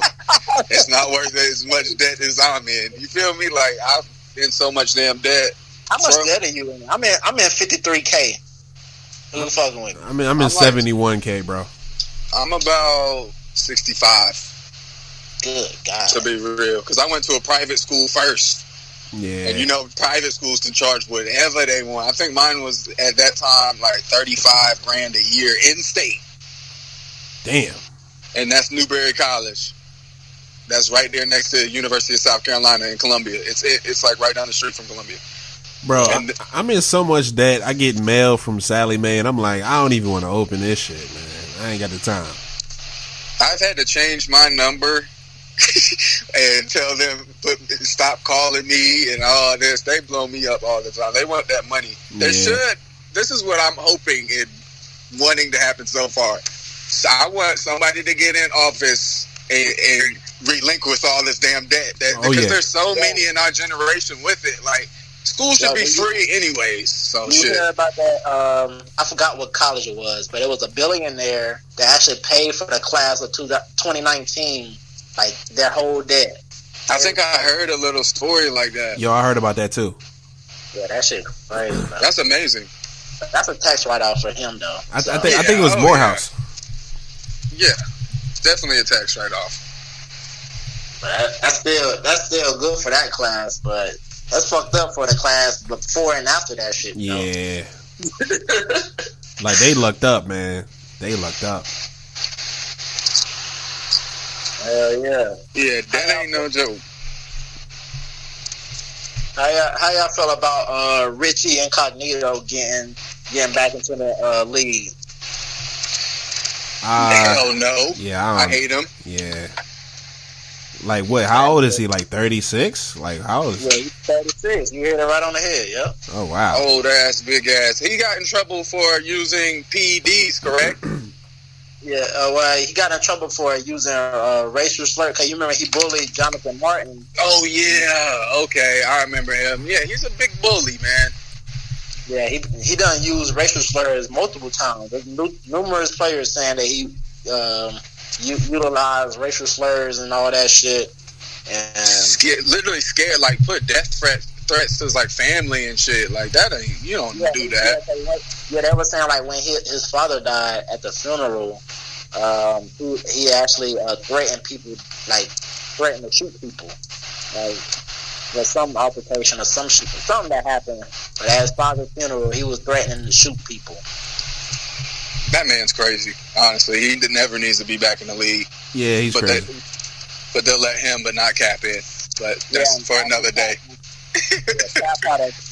Cap had a problem with that.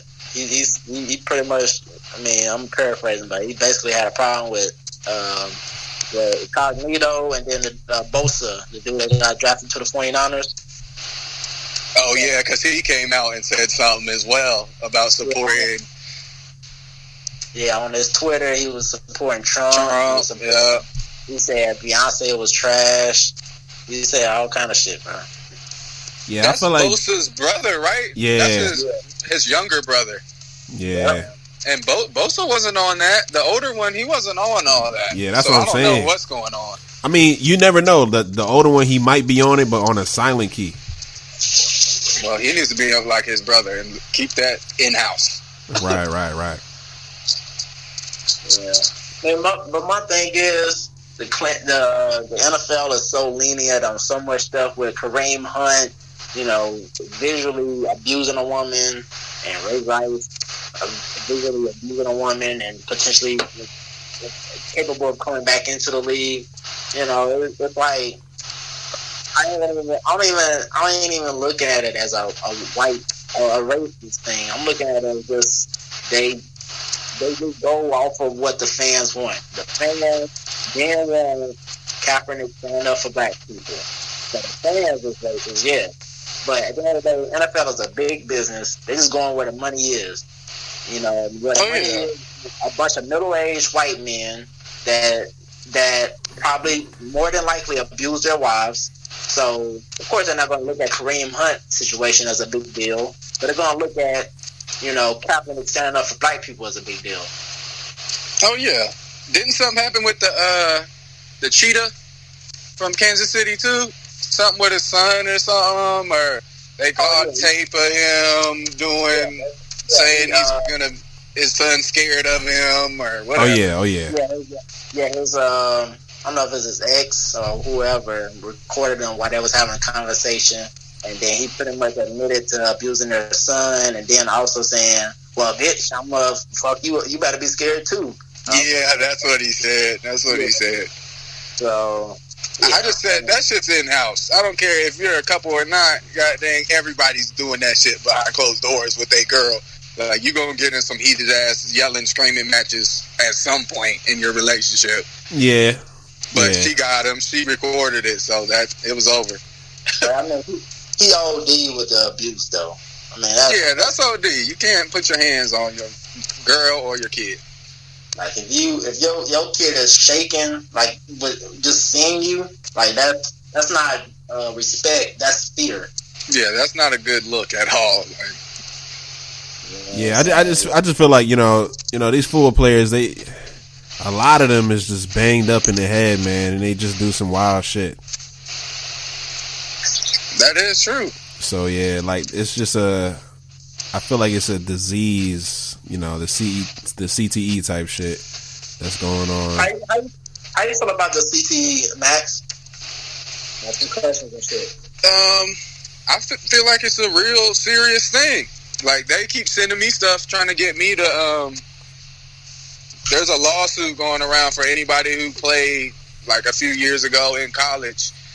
If you ever had a concussion, I did, but I didn't report it, and they didn't see any symptoms of it because I know how to hide it, which a lot of players do. They'll get them, and you can hide the shit. Yeah, that's but facts. It really affects you, just like what's his name from the Patriots, that tight end? Gronkowski? No, the other. He went to jail. He killed people. Hernandez. They in jail. He hung himself. They cut his brain open, and he had a disease from football, getting his head banged up. And there's plenty of cases. Like, they just haven't dove into it enough yet. But yeah, just like you said, like, it's really a problem. Like, anything hit your heads aren't supposed to be hit. Like, our heads weren't set up to crash like that, like getting in a car crash. No, like, something's gonna come. People's minds are gonna get out of shape. That's why people are retiring out the league. That's what I like about the younger generation of players. They stay in the league, get their money for like a few years, maybe 4 or 5 years. They're out now. It didn't used to be like that, but now players are in and out, and then starting their own businesses, which is cool with me. Facts. Like, niggas used to play for 20 years. What's his name? Ray. Yeah, Ray Lewis. He, 16, 17 years? Yeah. You know what I'm saying? Them boys be in the league forever. Yeah, so what was the 49ers linebacker that retired? What was his name? Patrick Willis? Patrick Willis. Yeah, Patrick Willis. Yeah, he was only in the league for like 7 years. Yeah, I was sad when he left, man, because I just felt like it was too early. Like he was literally in his prime. In the tank. See, I thought that's when I felt like that when that happened. I felt like that's when the NFL was going to go on a serious tank. That's when but then they kind of caught themselves. But I felt like they was going to go on a serious tank when niggas like Patrick Willis was retiring. I felt like they would have had a bigger impact. Oh yeah. Yeah, but you start that trend when you have Pro Bowlers just retiring 6-7 years in the league. Mm-hmm. That's going to have a huge impact on your league. Yo, how do y'all your league, your franchise? Everything. Yeah, how do y'all feel about marijuana usage in the NBA and the NFL or any sports? Like, do you feel like it's valid for them to use it as a, like, you cannot use marijuana in the leagues, or do you feel like these athletes, they can use it if they want to? They actually starting to reconsider. The NFL is starting to reconsider their system, their discipline system in regards to marijuana. That's starting to try to get more therapists and stuff in these facilities, and starting to being more. They're going to start. That's what they say. They're going to start being more lenient on athletes that use marijuana for medicinal purposes. So, I mean, you can only really go off the. I'm only going off their word. They don't really mean a lot at this point. So that's my take. I think they should be able to. Yeah, I really do. I think. I mean, it's legalized in Denver and Cali, so why can't it? Like, you know what I'm saying? So the Denver Broncos can't do it. You know what I'm saying? Just because it's a league policy. No, man, that's what players do to relax. Have you ever used it for medicinal purposes, Max? Of course. To relax and calm my mind and my muscles and my body, of course. Like, my thing is this though, like all of these professional sports, they don't even have a reason to ban it because it's not even a performance enhancer. It's a healer. So I would understand if it was a performance enhancer and it was like kind of cheating, but marijuana usage it don't even. It's the image that they're going after. Yeah, I think that's where leagues are starting to change. Cause NFL is seeing where the NBA is, and they saying that they're more of what's going on today. And the NFL is still kind of stuck in the '60s, so they're still trying to catch up. Cause like I said, they still. Their biggest fan support is white men in their 50s. So once they come around to the more hip NBA, then that's when they're going to start making changes. And that's what I think. That's what the direction they're trying to start going. Baseball and shit. They way out there. Baseball, golf. I don't know how hockey is. They got a whole bunch of nutballs and they fucking. I really can't take hockey serious. Can y'all take hockey serious? Yeah. They go hard out there. I can't take it serious because of the fights. I can't take it serious because of the fight. I feel that, but like, there's a lot of technique to what they do. No, there's a lot, but it's like if you're gonna start fighting in the middle of it and niggas is okay with it, I can't take that serious because then it's like, am I supposed to be attracted to the fights or the actual art of hockey? That's valid. That's valid. That's why I say they should take the fighting aspect out. Yeah, a lot of people saying that shit. But anyways, yeah. That's just like how they're doing the NFL, though. Roger Goodell has taken out all the big hits. You can't barely even touch no quarterback anymore. That's dead. You can't hit nobody anytime. You can't touch them before the ball gets there. It's just it's going to turn. This is why I personally think that, how they played for the $1 million in that flag football. NFL's will turn to flag football at some point. Shit. Maybe. Just to save people's heads, you know what I'm saying? Stuff like that. Like, do y'all feel like the XFL is going to be a failure, just like the AA or it was called the AAF, or whatever the fuck it was called. Yeah, What was that AAF. league that lasted like 8 weeks? It was the AAF Alliance of American Football League. Yeah. Yeah. You feel like the XFL is going to be, because this is actually the second relaunch of. This is like the relaunch of it. It's not like it's happened before, as you know, football purists know. Like XFL has happened before. Now this is going to be a relaunch. Do y'all feel like it's going to be like some on its own, or you just feel like it's going to be like just the second coming of secondary NFL that's going to come and go? I don't know. He's got big money. That's all I know. McMahon is the owner of the WWE, right? Yep. Yeah. Well, he's got the most money. The other league folded. It was doing well. Yeah. And how they had it set up, just how they did everything was right. Like, they did it right. The dude just ran out of money. If McMahon can bring the money to the table to support the players, support the people working for the league, it'll succeed. But if not, and he's just trying to do little antics like some WWE type fake shit, that shit ain't gonna work. That shit gonna fold. You remember when he visited Planet Fitness that we worked at? McMahon did? Oh, you said you didn't. Oh, yeah. I didn't get to see that.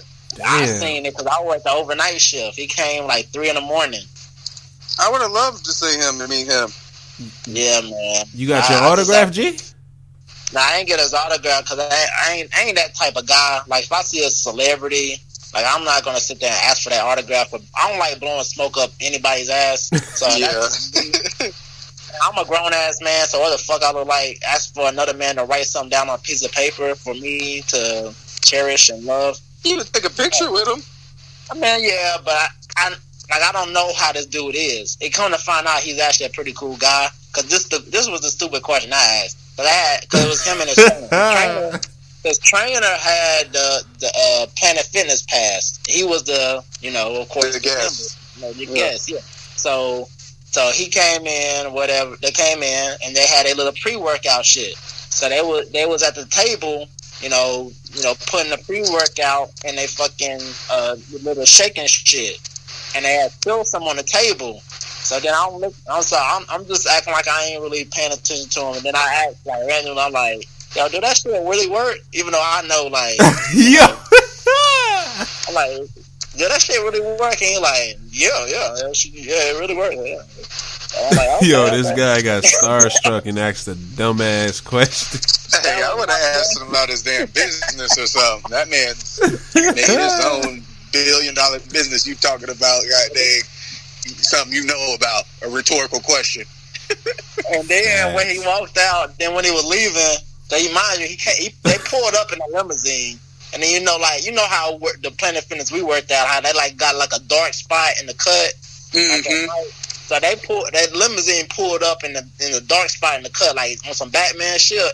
Like they just pulled up over there and just rose up when they was ready to go. So I'm like, oh shit, damn, they were legit. So then boom, he walked by me, and then I'm like, all right, y'all have a good night, man. And then he you know how like Vince McMahon is so fucking dramatic. Yeah. Like, he did it in such a fucking dramatic way, but in a cool way. He was like, you have a good one too. Whatever the fuck he said, I'm like, oh shit. And he just turned around so dramatic. I'm like, oh shit, this nigga in character. Goddamn. That shit was cool, Yo, bro. did he walk out of Planet Fitness how he walked down the aisle in wrestling, bro? Nah, he won't answer.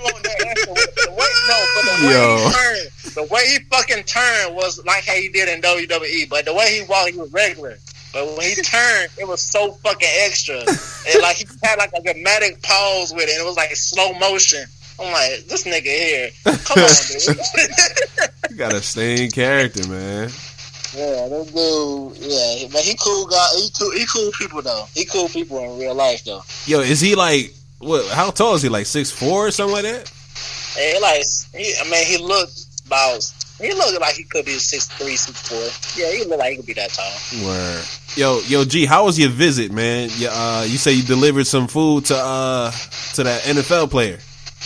Oh yeah, what was the dude I delivered to?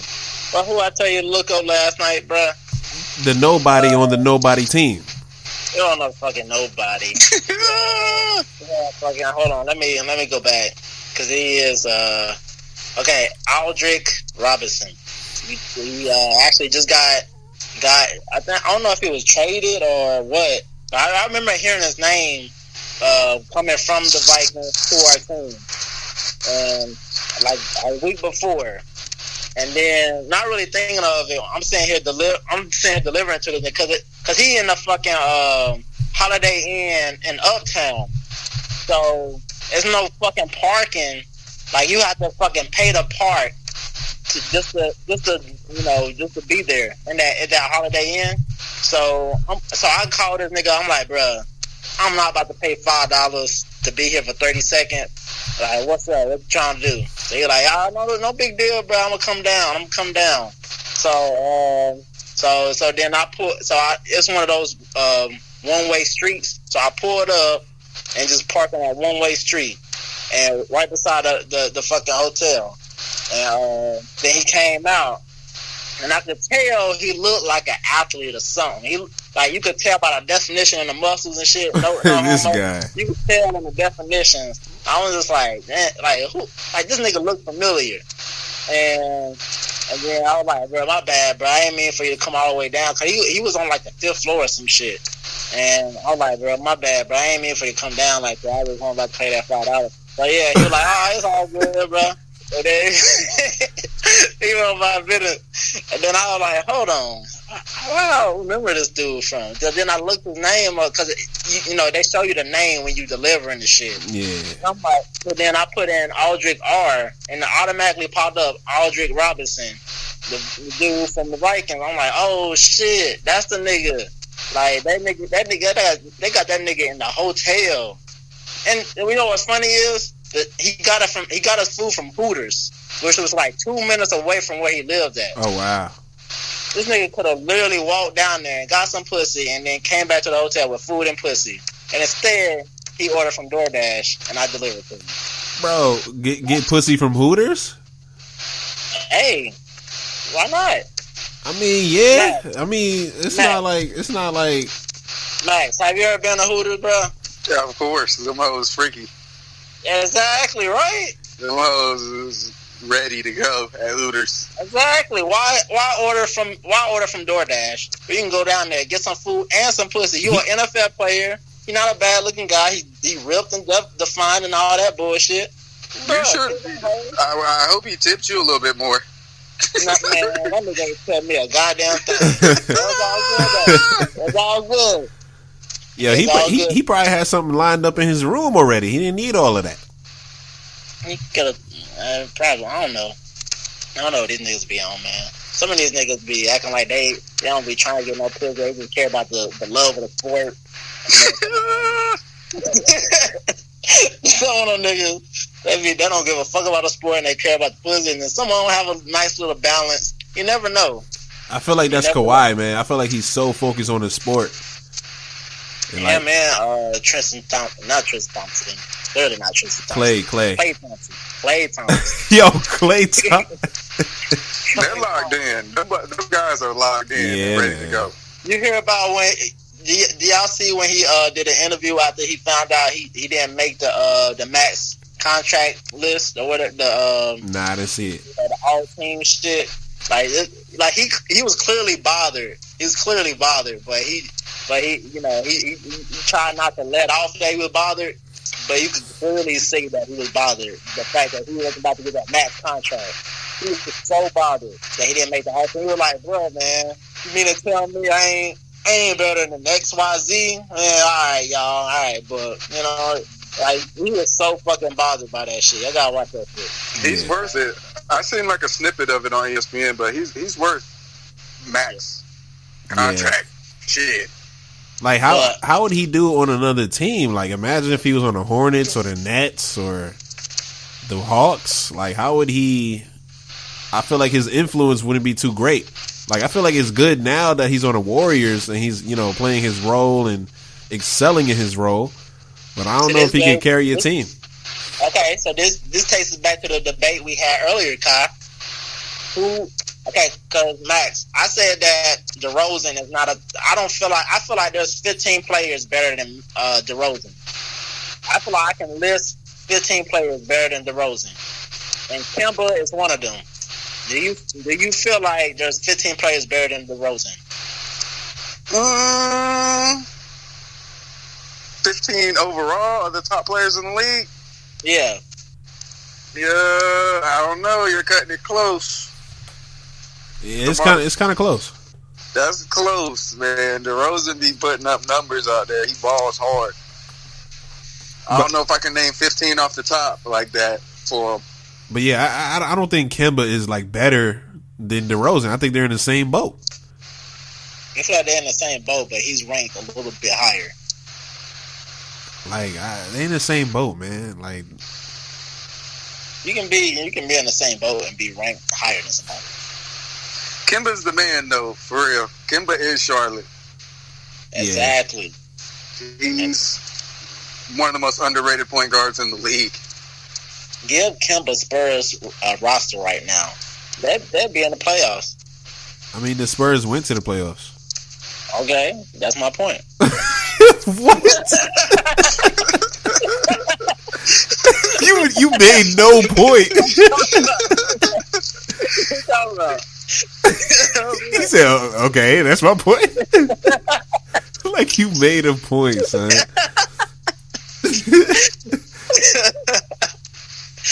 Oh man, I don't know, man. Nah, but look though, like where do you think Kemba should stay in Charlotte to get that max deal, or do you think he should leave? Now, the real better question is, can Charlotte afford that max deal?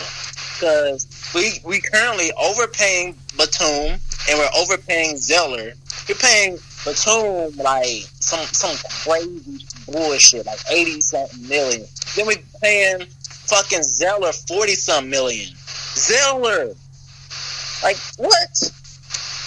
We're overpaying niggas who don't deserve it, and then Kemba is ain't even the top on our team being paid. Hell, I think Tony Parker was getting paid more than him, and he was coming off the fucking bench. I feel like it gets to the point where the money is not the overall goal of where you really want to be at. I feel like if you're really about your sport, you want to win.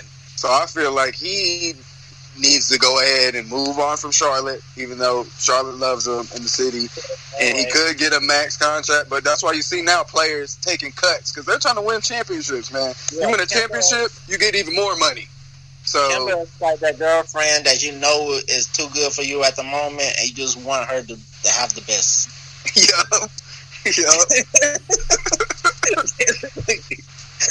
Just win the championship, dog. You're not gonna win it here. Just win the championship. Just go on, Kemba. Like I hate to see you leave. I promise. You know what I'm saying? But what was I about to ask? That's what I was about to ask. Do you feel like Kevin Durant? Do you feel like when he's going to Golden State, he was more of a front runner that contributed when Golden State was on top, or do you feel like he's a valid key piece who been winning, as opposed to when LeBron James formulated the trifecta with the Heat, developed the trifecta with the Cavs with Kyrie and Kevin Love? Do you feel like Golden State necessarily needed Kevin Durant, or do you feel like that he was just more of an accessory? He's an accessory, man. We've seen it time and time again. We just seen it in this last series. So he's always been an accessory. They didn't need him. They don't need him. They won't need him in game 1 or 2. So do you feel like that'll tarnish his legacy? 100%. 100%. He didn't do it like how LeBron did it. No way. Tarnish his legacy, 100% fact. You can take, a ring, some of those rings back, because he ain't, nah. Yeah, because if they win without him, like, he gonna have to leave. Like, yeah. He's gonna have to leave. He can't stay there. I mean, unless he's thinking outside of the box and stays there for more rings, but I don't know. He's gonna have to leave if he's thinking about his legacy. 100% fact. Yeah, he's gonna have to. I want him to go to the Knicks. I really do. But do you really feel like him and Kyrie can really coexist on the same team though? Yeah. There's two problems here. One, both of them are ball. They need the ball. They both need the ball. Which in traditional terms is a ball hog, but because of their caliber of play, it's not really regarded as that, obviously. But they're both ball hogs. And the second point is New York's media.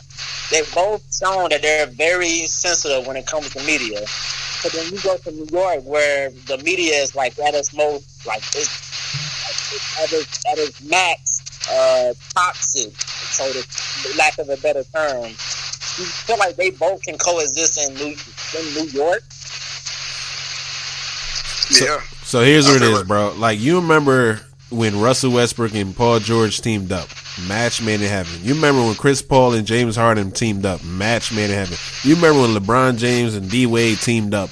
Match made in heaven. Like, before they teamed up, they were ball handlers of their own respective teams. What was the second example you gave? James Harden and Chris Paul. Okay, and what was the first example? Russell Westbrook and Paul George. How many titles did those two win? I mean, you talk about titles. It got to take some time to get there. Like LeBron and D Wade. But they just said that. But they about to say, but James Harden and Chris Paul about to break up because James they were saying like how Chris Paul pretty much called James Harden out on taking off plays when he's in control of the ball. And then, but when Harden is in control of the ball, Chris Paul is giving his full effort, and that was the whole beef there. And so that's about to split. But mind you, they have 0 titles. Westbrook and the other George, they clearly got 0 titles. They're not about to do anything with that. So, LeBron and Wade got that title. Yeah, the only one that you have, the only good example you have is D Wade and LeBron. And that's not even a good example because they're both selfless players. Durant and Irvin is selfish players. But Durant became a selfless player playing on the Warriors. No, Golden State, before Durant got there, that team was selfless. Draymond Green, selfless. Steph Curry, selfless. Klay Thompson, selfless. KD, selfish. He just came. He was, his selfishness was just diminished when he was in the likes of Westbrook. So it didn't seem like he was selfish, but he's selfish too. He didn't have a lot of assists. He wasn't like the vocal point and making the team flow and all that shit.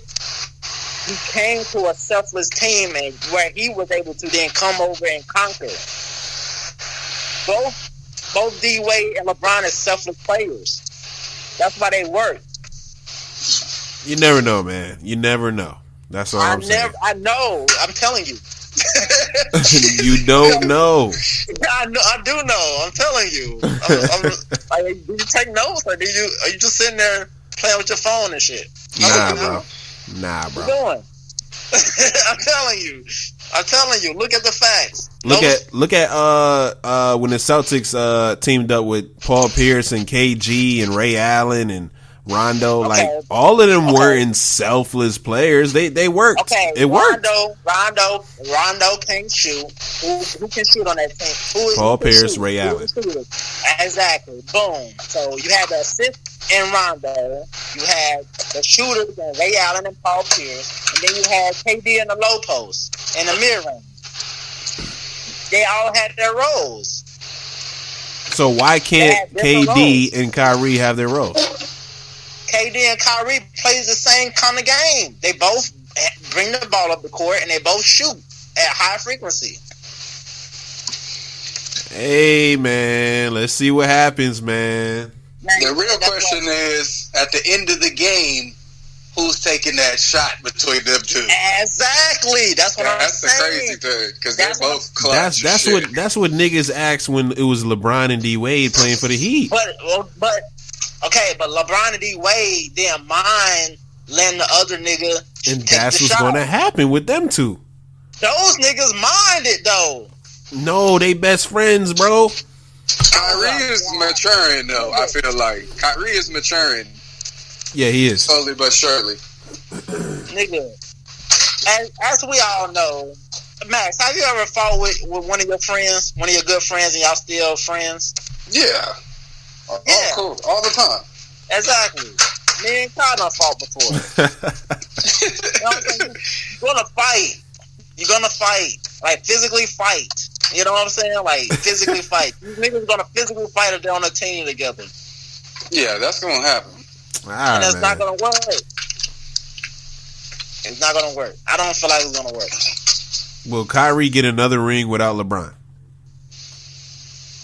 No. Okay. I don't think so. I really don't, unless he has KD. Strong statement. He can't do it by himself. He needs another superstar with him. So. He's a Robin. Hell no, he's not a Robin. Get the fuck out of here. Robin. He's proven that he's a Robin. He can't lead a team.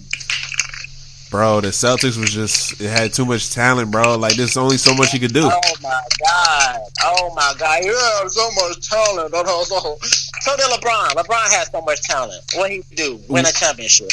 When? Kevin Love, Kyrie Irving. Had niggas coming off the bench. Delvin Dover. However the fuck you say that nigga. Please name more talent than Kevin Love and Kyrie Irving, please. I was until you interrupted. Channing Frye. Channing Frye was coming off the bench hitting threes as 6'11". Bro, okay, so let me ask this question. That Cleveland Cavaliers team that LeBron had, did they have more talent or as much talent as the Celtics now? As much talent. As much? Yes. Who the Celtics have that's so coming off the bench that's so much better than what Cleveland had coming off the bench? Bro, you named Channing Frye. Channing Frye is trash. I'm saying back then he was a 6'11" shooter. Who else? Channing Frye. Who else? Channing Frye, Dellavedova. Oh my goodness. So okay. Don't sleep on him. Dellavedova or the Celtics backup point guard. I forgot his name. What's his name? Exactly. You forgot his name. Exactly. He a beast though. Yeah, he's a beast, but you forgot his name. Yo, Max, you remember his name, bro? Who are y'all talking about? Exactly.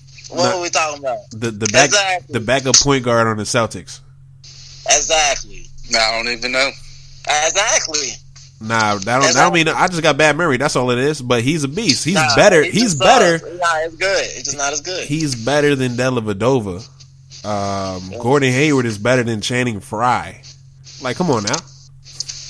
Okay, so Max. Yeah. If you had to build a team from scratch, who are you starting with right now in the NBA?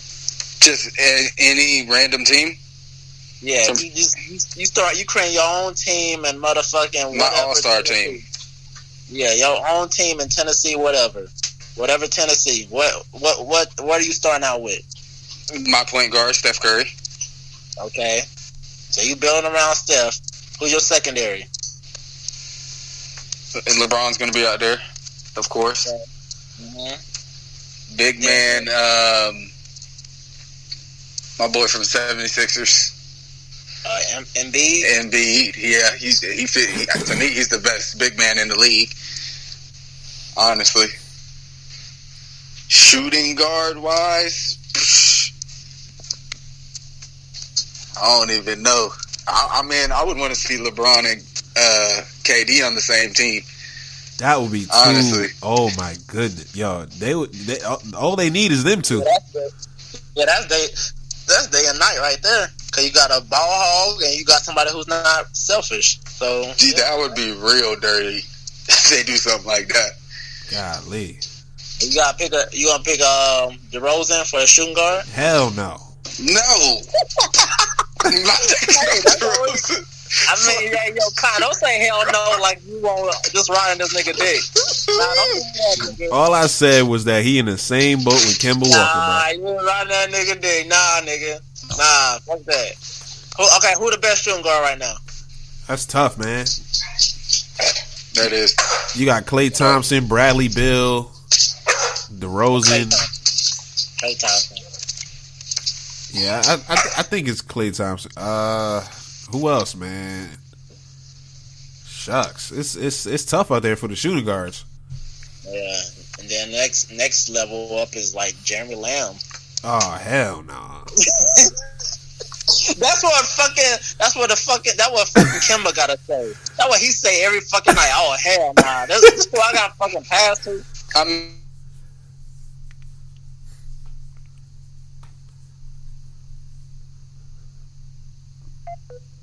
Shooting guard. Wait, say it again. Harden. Oh, So James Harden, bro. James Harden is a shooting guard or what? Because that's the top shooting guard right there. Yeah, he the top shooting guard, bro. I must say he is. Yeah, he just top. Yeah, because Paul Pierce got that. Not Paul Pierce, but Chris Paul. Golly, Paul Pierce. Chris Paul. How do y'all feel about that whole Paul Pierce and D Wade debate? Yo, How y'all feel about Paul Pierce is a nut, bro. Bro, he not better than D Wade. His legacy is not better than D Wade. It's not. It's not better than D Wade's legacy. The facts are there. Like, what's his name? Shucks, man. I think he played a guard. Yeah, Jalen Rose. He pointed out all of the facts, and Paul Pierce was sitting there looking like a Dumbo. Yeah. Paul Pierce. Yeah, I feel like he's good for that, like on TV. Or do y'all feel like he just operates out of shock value? Nah, he's good. He's good. Paul Pierce was the truth back in the day.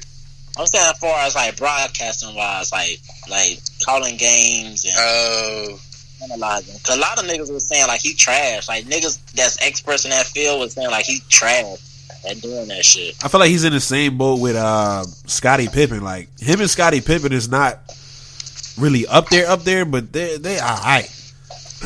Shoot, I like Tracy McGrady. Yeah, I like him too. Whenever he speaks on stuff. Yeah, he was he be on that. Yeah, what's that? I was just watching this shit too. I forgot. He on with that white girl. Is it The Jump? Yeah, the jump. Yeah, he on with the jump. Yeah, he be speaking on that white girl. That white girl be speaking facts though. She does though. She knows what she's talking about. She been in that shit for a while. Yeah, I like Nick Wright and Chris Carter, man. Yeah, Nick Wright. He's like he's truly the second coming of Colin Cowherd. I think he about to surpass Colin Cowherd. Honestly. I mean, I don't know. Nah, that nigga with Stephen A. He swear up and down he Colin Cowherd, but Who, Max? Yeah, Max. Yeah, Max Kellerman. He was saying some bullshit. He gotta slow down, man. He swear. Yeah, do y'all see that when motherfucking what's his name, the Browns quarterback, he Baker Mayfield, he been calling Colin Cowherd out. Yeah, I seen that. Yeah, I didn't see that. Yeah, he cause I mean he when he first got into the league, he had some beef with Colin Cowherd because Colin was saying that because of the whole shit with on the field and off the field antics that Mayfield had, and he was saying, so he showed up to the show, and try to debunk a lot of stuff. And then recently, Cowherd apparently on his show, when he was giving like the most outrageous moments, he called out his new receiver Beckham, calling him out and kicking the goalpost and all that shit. Mayfield stepped up and was saying like how basically people in that realm who have these big voices think they know everything but really don't. And Baker Mayfield, he been going off on these niggas for real. Yo, I like Baker Mayfield. Yo, I just realized, that man's name is Baker. Yo, His first name is Baker. He bakes people up out there. That shit is crazy. I have never met a baker, bro. He's baking cakes on the field. Yeah, he baking it. Especially now. That's gonna be scary. That team. Where does he? Prior to this season, again, not David Beckham, Odell Beckham.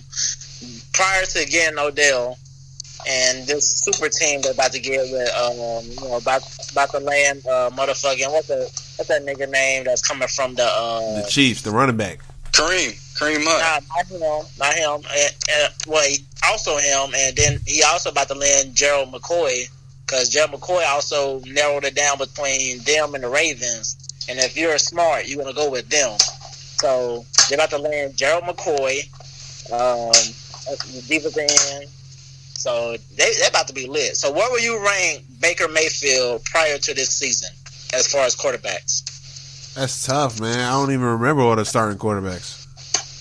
Tom Brady, Cam Newton, your boy Wentz. Your boy who went to the Jaguars. Baker Mayfield's a top 10 quarterback. Top 10, top 15, top 10, top 15. I'm saying top 10. Okay. He didn't even.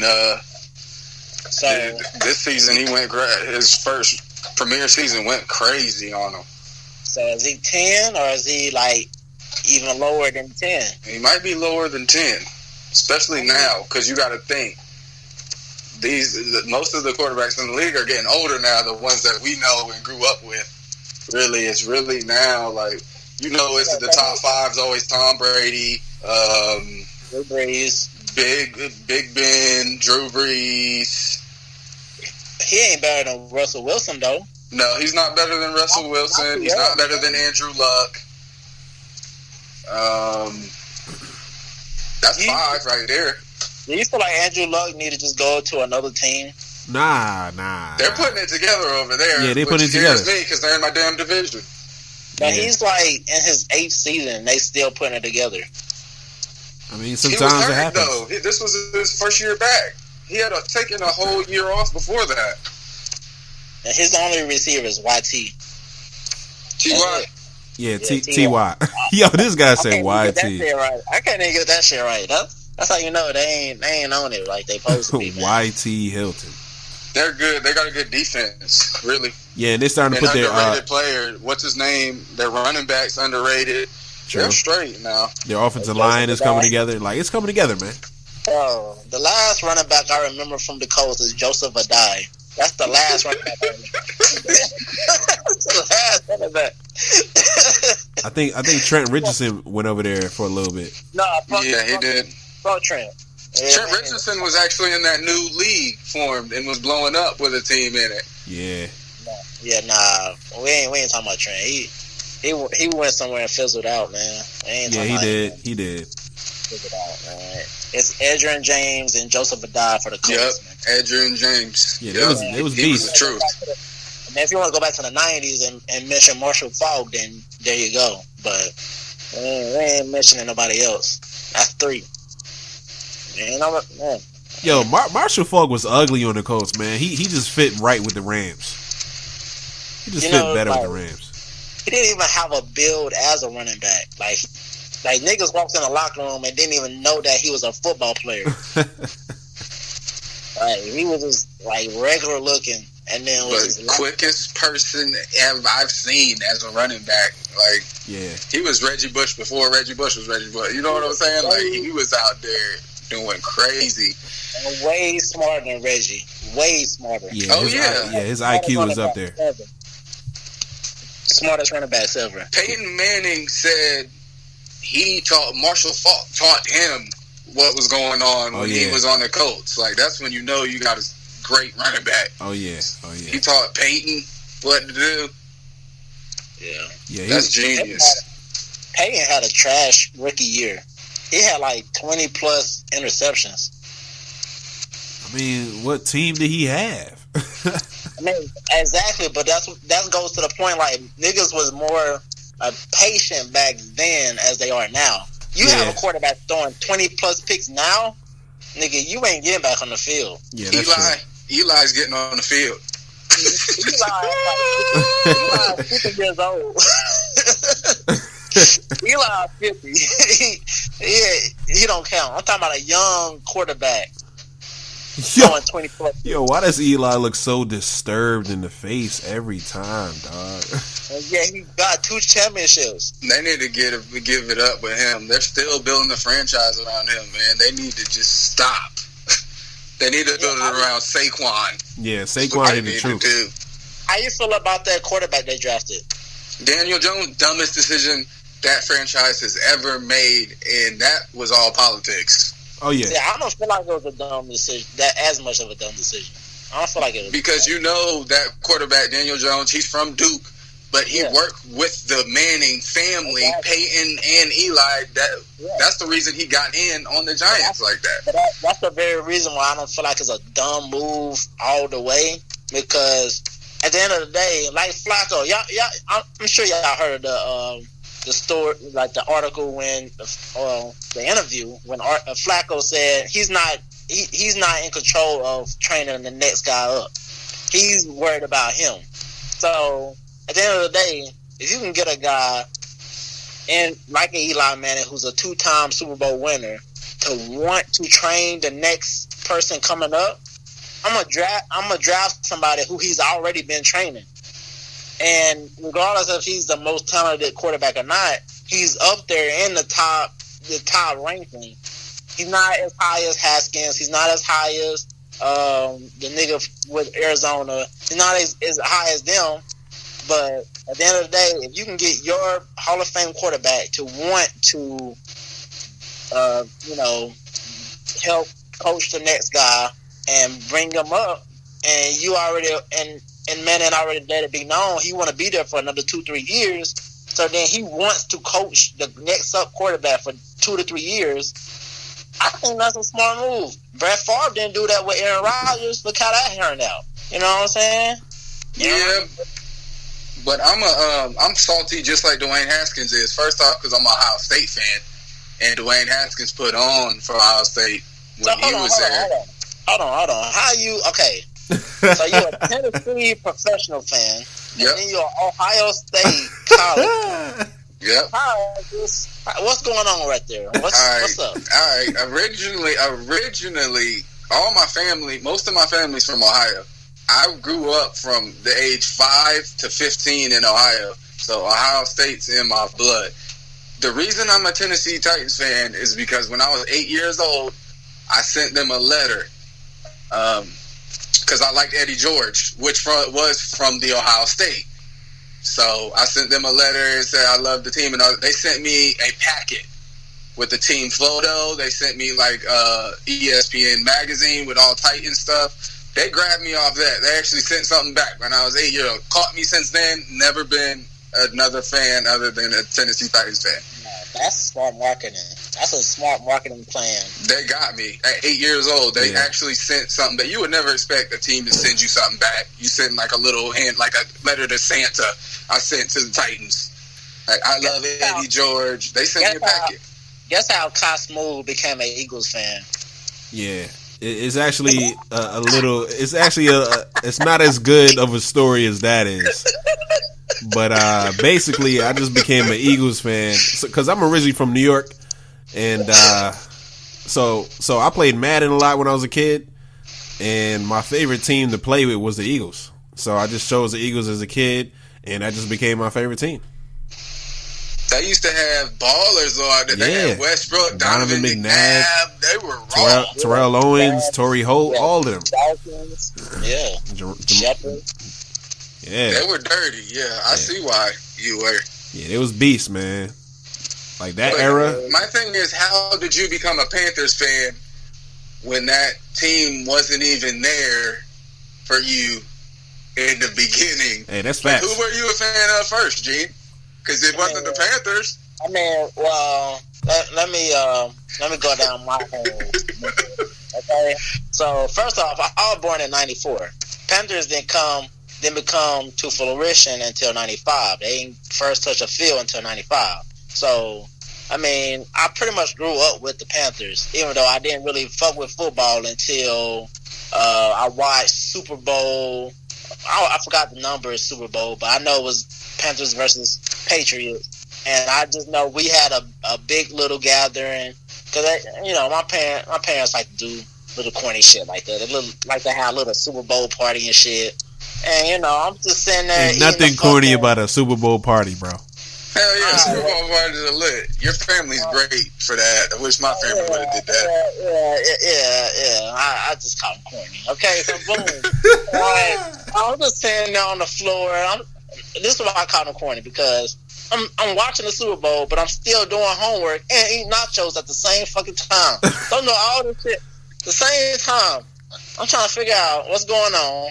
And then that's the Super Bowl when Janet Jackson ripped her titty out. Oh my God. So I'm doing algebra and watching titty, and then boom, like my Carolina, boom. Okay, so boom, okay, then Vinatieri went on to kick the game-winning field goal. Fuck Patriots, but I was like, okay, I played it smart.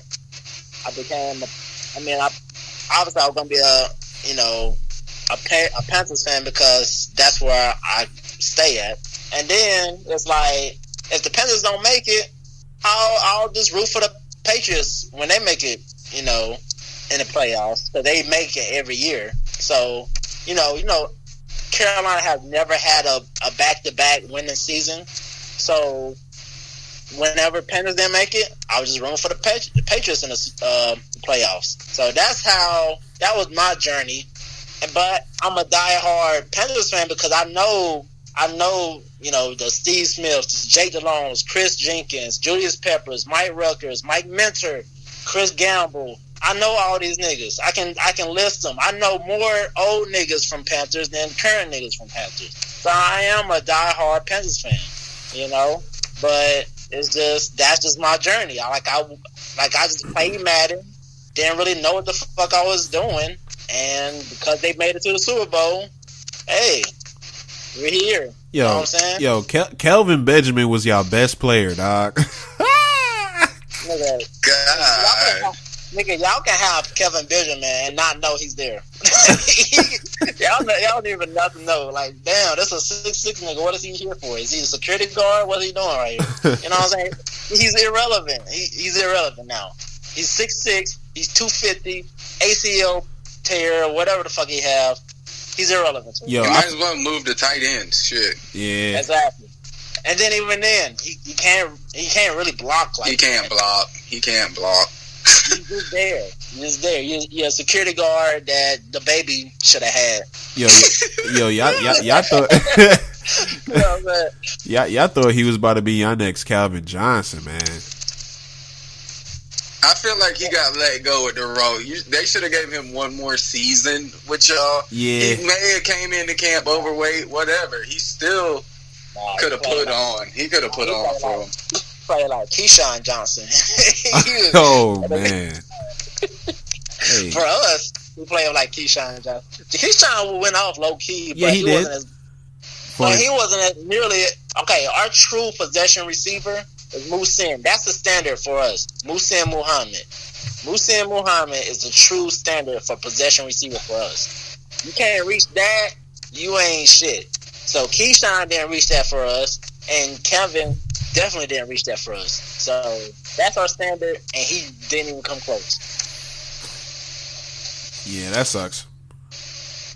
Yeah. But y'all did. It sucks to be a Panthers fan. Oh.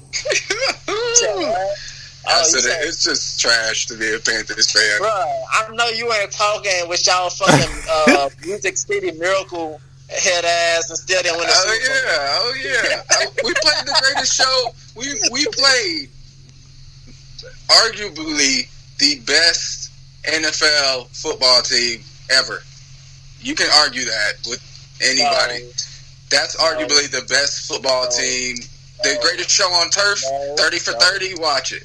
ESPN. I be on that. I am that. What I'm saying is, London Fletcher was our only defensive player at that time. That was our only fucking defensive player at 5'9", 230 pounds. What are you talking about? That's the only fucking player, and he the only one that saved y'all, saved their team, from losing. A 5'9" linebacker. That's a false statement. No, we had one of the best D ends in the league. Who, Kears? Yes, Curse. Yes. Yeah, Kears. Nah, fuck that. He what? What were you rank him in the pass rushing, like, top tier? Like, where were you rank him? Javon Curse. Yeah, Javon Curse. Where you rank him? Hall of Famer. No, okay. And before you even say that, I already know Kyrie about to dick ride because he played his team too. So fuck y'all, both of y'all. So go ahead. Where's he rank at? In the top tier pass rushers. Is he top 10? Yeah, of course. Javon Curse, come on now. I ain't gonna be so quick to say of course, nigga. I'm top 10. I have to. Javon Curse, it was one of the best defensive ends to ever grace the league. Okay, so you got Lawrence Taylor. You got Reggie, what was his name? Reggie Jackson? Reggie Smith? That was fucking rest. God damn it. This guy is tired, man. You know what I'm talking about? Boom, him. So then, boom, you got Julius. And you know what's funny is he was supposed to come to my Boys and Girls Club when I was little, and they had a fucking stunt double pose as him. Yo, anyway, are you kidding me, son? Yo. Anyways, fast forward, boom. And then also for Julius Peppers too, he was only in the league for like 2 years. So boom, yeah, Julius Peppers. You got Reggie White, Bruce Smith. Reggie White. That's the nigga I was talking about. Yeah, Reggie White, not Reggie Jackson. Bro, you gotta mention Mean Jack Joe Green. Lambert. Yeah, Mean Joe Green, Jack Lambert, the nigga that played for the Rams. Who was he? Deacon Jones. Who else? Let me see. The Purple People Leaders, nigga. The nigga who played on the coast. God damn, the 6'1" nigga. And he did a spin. Dwight Freeney. Dwight Freeney, Michael Strahan. Yeah, Michael Strahan. Definitely. Howie Long. He was up there.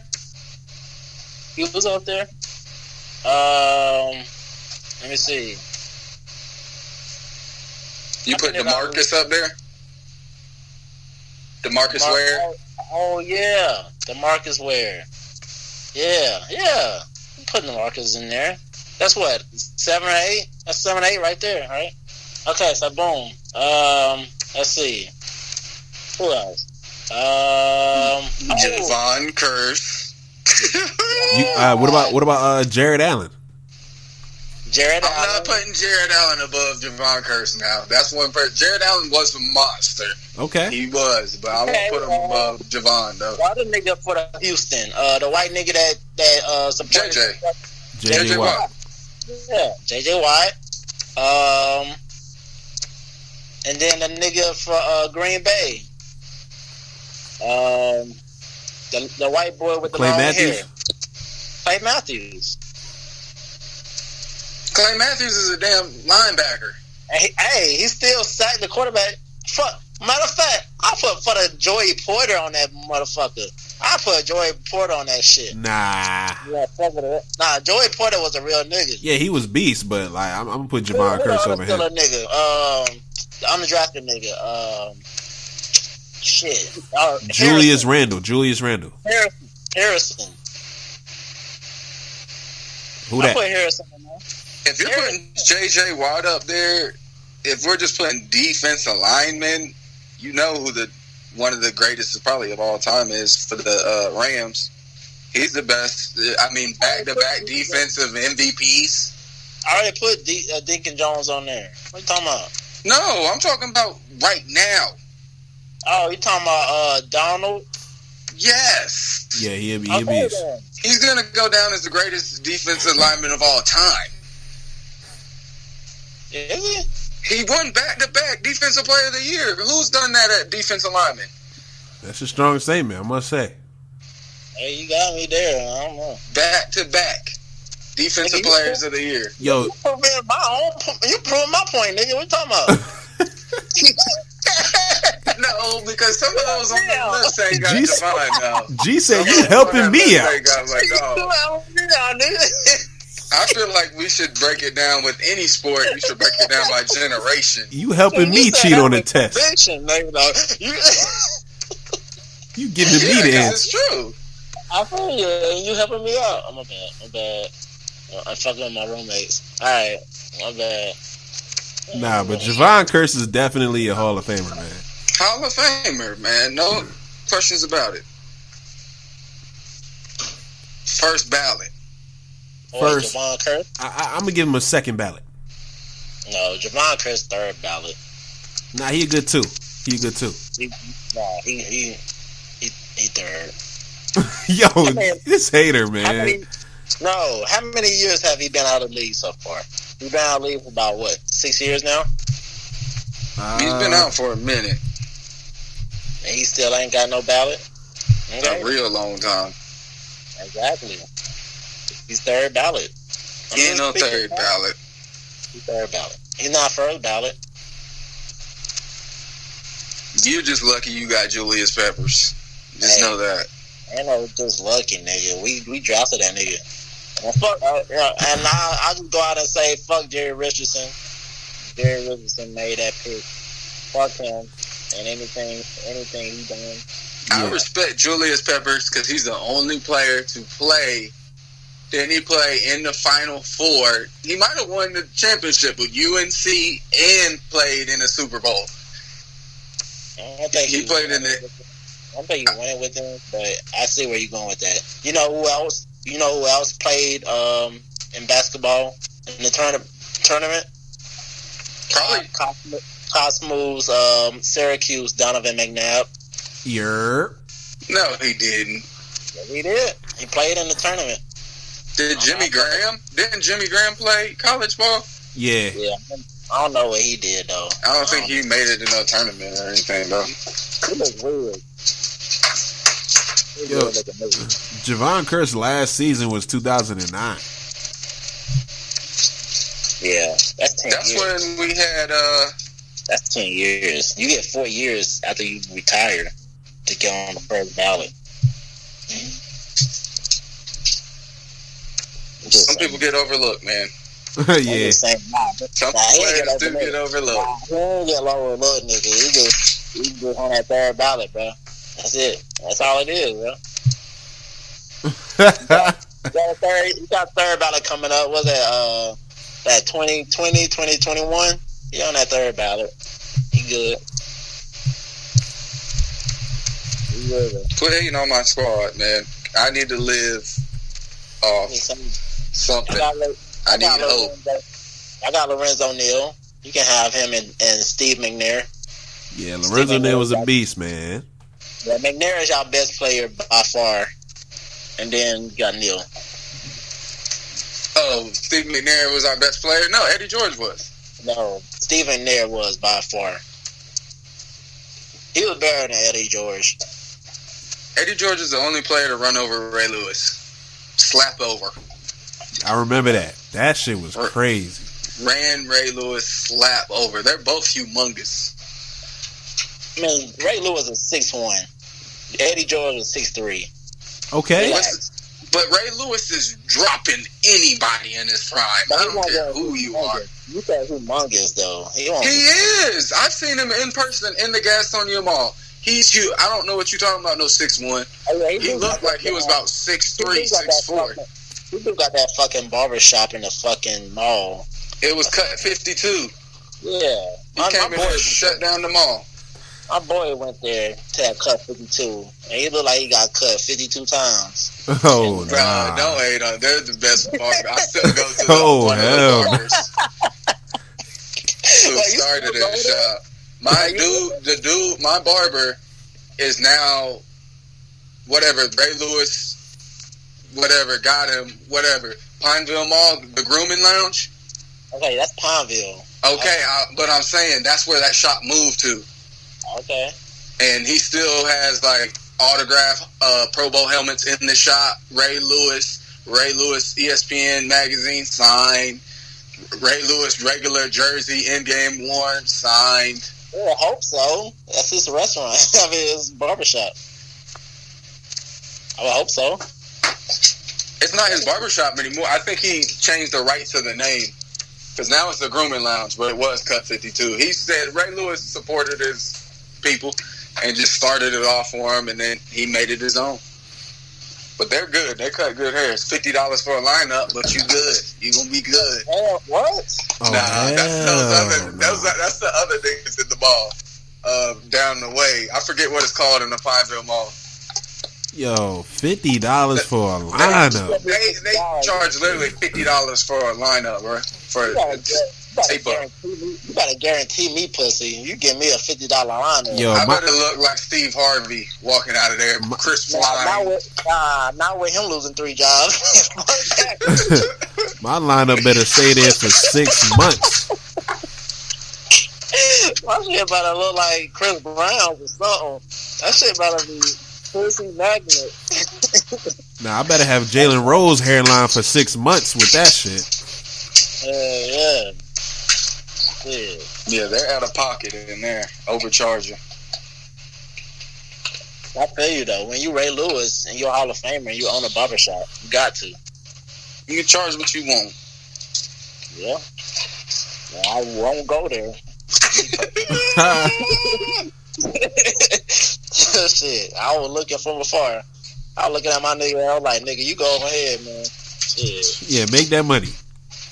Yeah, shit. Go ahead, pay that money for that damn haircut at 52. All right. Yeah, that's all I got. Y'all got anything else?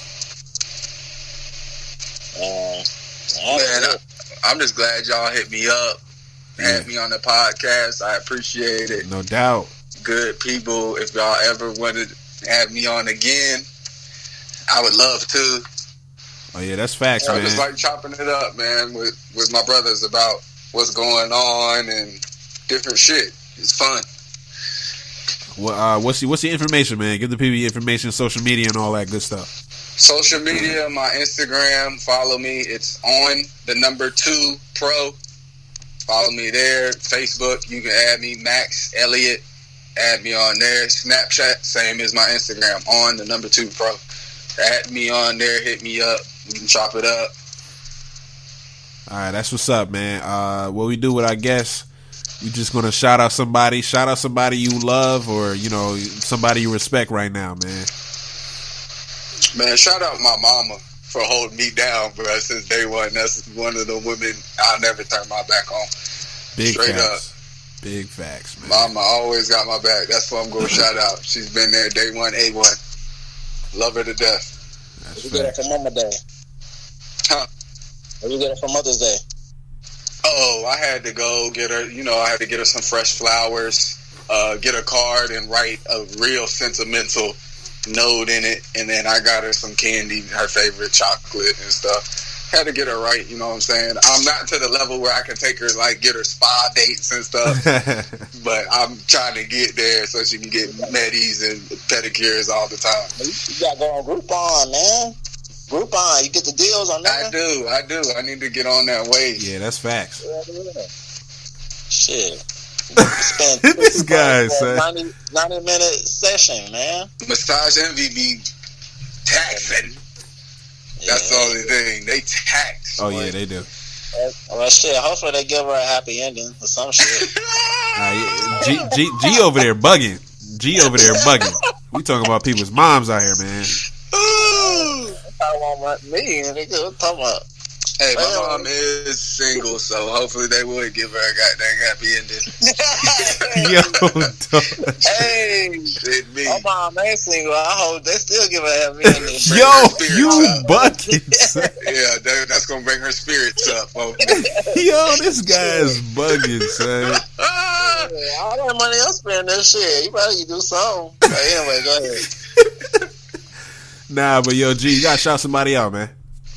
Oh yeah, shout somebody. Oh yeah, shout out to the Olympian track star Simia. She actually runs for South Africa. She actually going through this battle right now that she's already been going through for the past umpteen years. She's born deficient, or I shouldn't say deficient, but she's born where she have more testosterone than the average woman, and so so they're saying that she's actually she's kind of banned. There've been years where she's been banned and all that, so she's still fighting. God damn, I'm on Instagram and this nigga wearing that pussy out. But anyways, so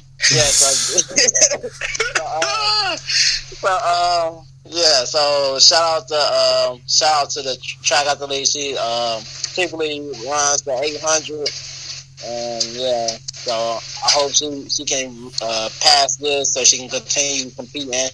Only 28 years old. Like I said, ran for the South African team, and she's been doing some big things for the past few years, and I hope she can continue. And that's where I'm at with it. Word. Yeah, I just want to shout out Oprah, man, because she's the wealthiest woman I know, and she didn't marry her partner. She's still with him, and they seem like they got it figured out. They got life figured out, and I'm just trying to be like them, man. I'm inspired. Oh yeah, shout out Oprah, man. Yeah, Oprah, man. She's been doing it for a long time. Down. Have y'all seen her podcast? Yo, I gotta listen to it. I haven't seen it. I haven't, but I need to. Yeah, I need to. Yeah, she be on that spiritual shit. Yeah, I definitely gotta check into it. But yeah, man. Yeah, that wraps it up. Thank you guys for listening. I want to thank our guest Max. He's been good. We talked about a lot of stuff.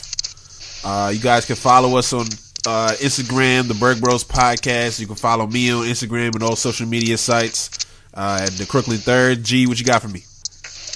Yeah, y'all, don't be scared to fucking comment. Please comment. And whoever the motherfucker, well, actually they stopped, but whoever the motherfucker that kept hitting the dislike button, fuck you. No hate, man. We need goddamn our people to get together, man. Facts. Just like something. At least check it out. God dang it. Exactly. So yeah, just y'all please comment. We want a family-based type atmosphere. We don't want to just seek and go ghost. Please do the shit and comment. We're a family. Let's do this. All right. Yep. That's all I got for you. Make it do what it does, and thank you guys for listening. You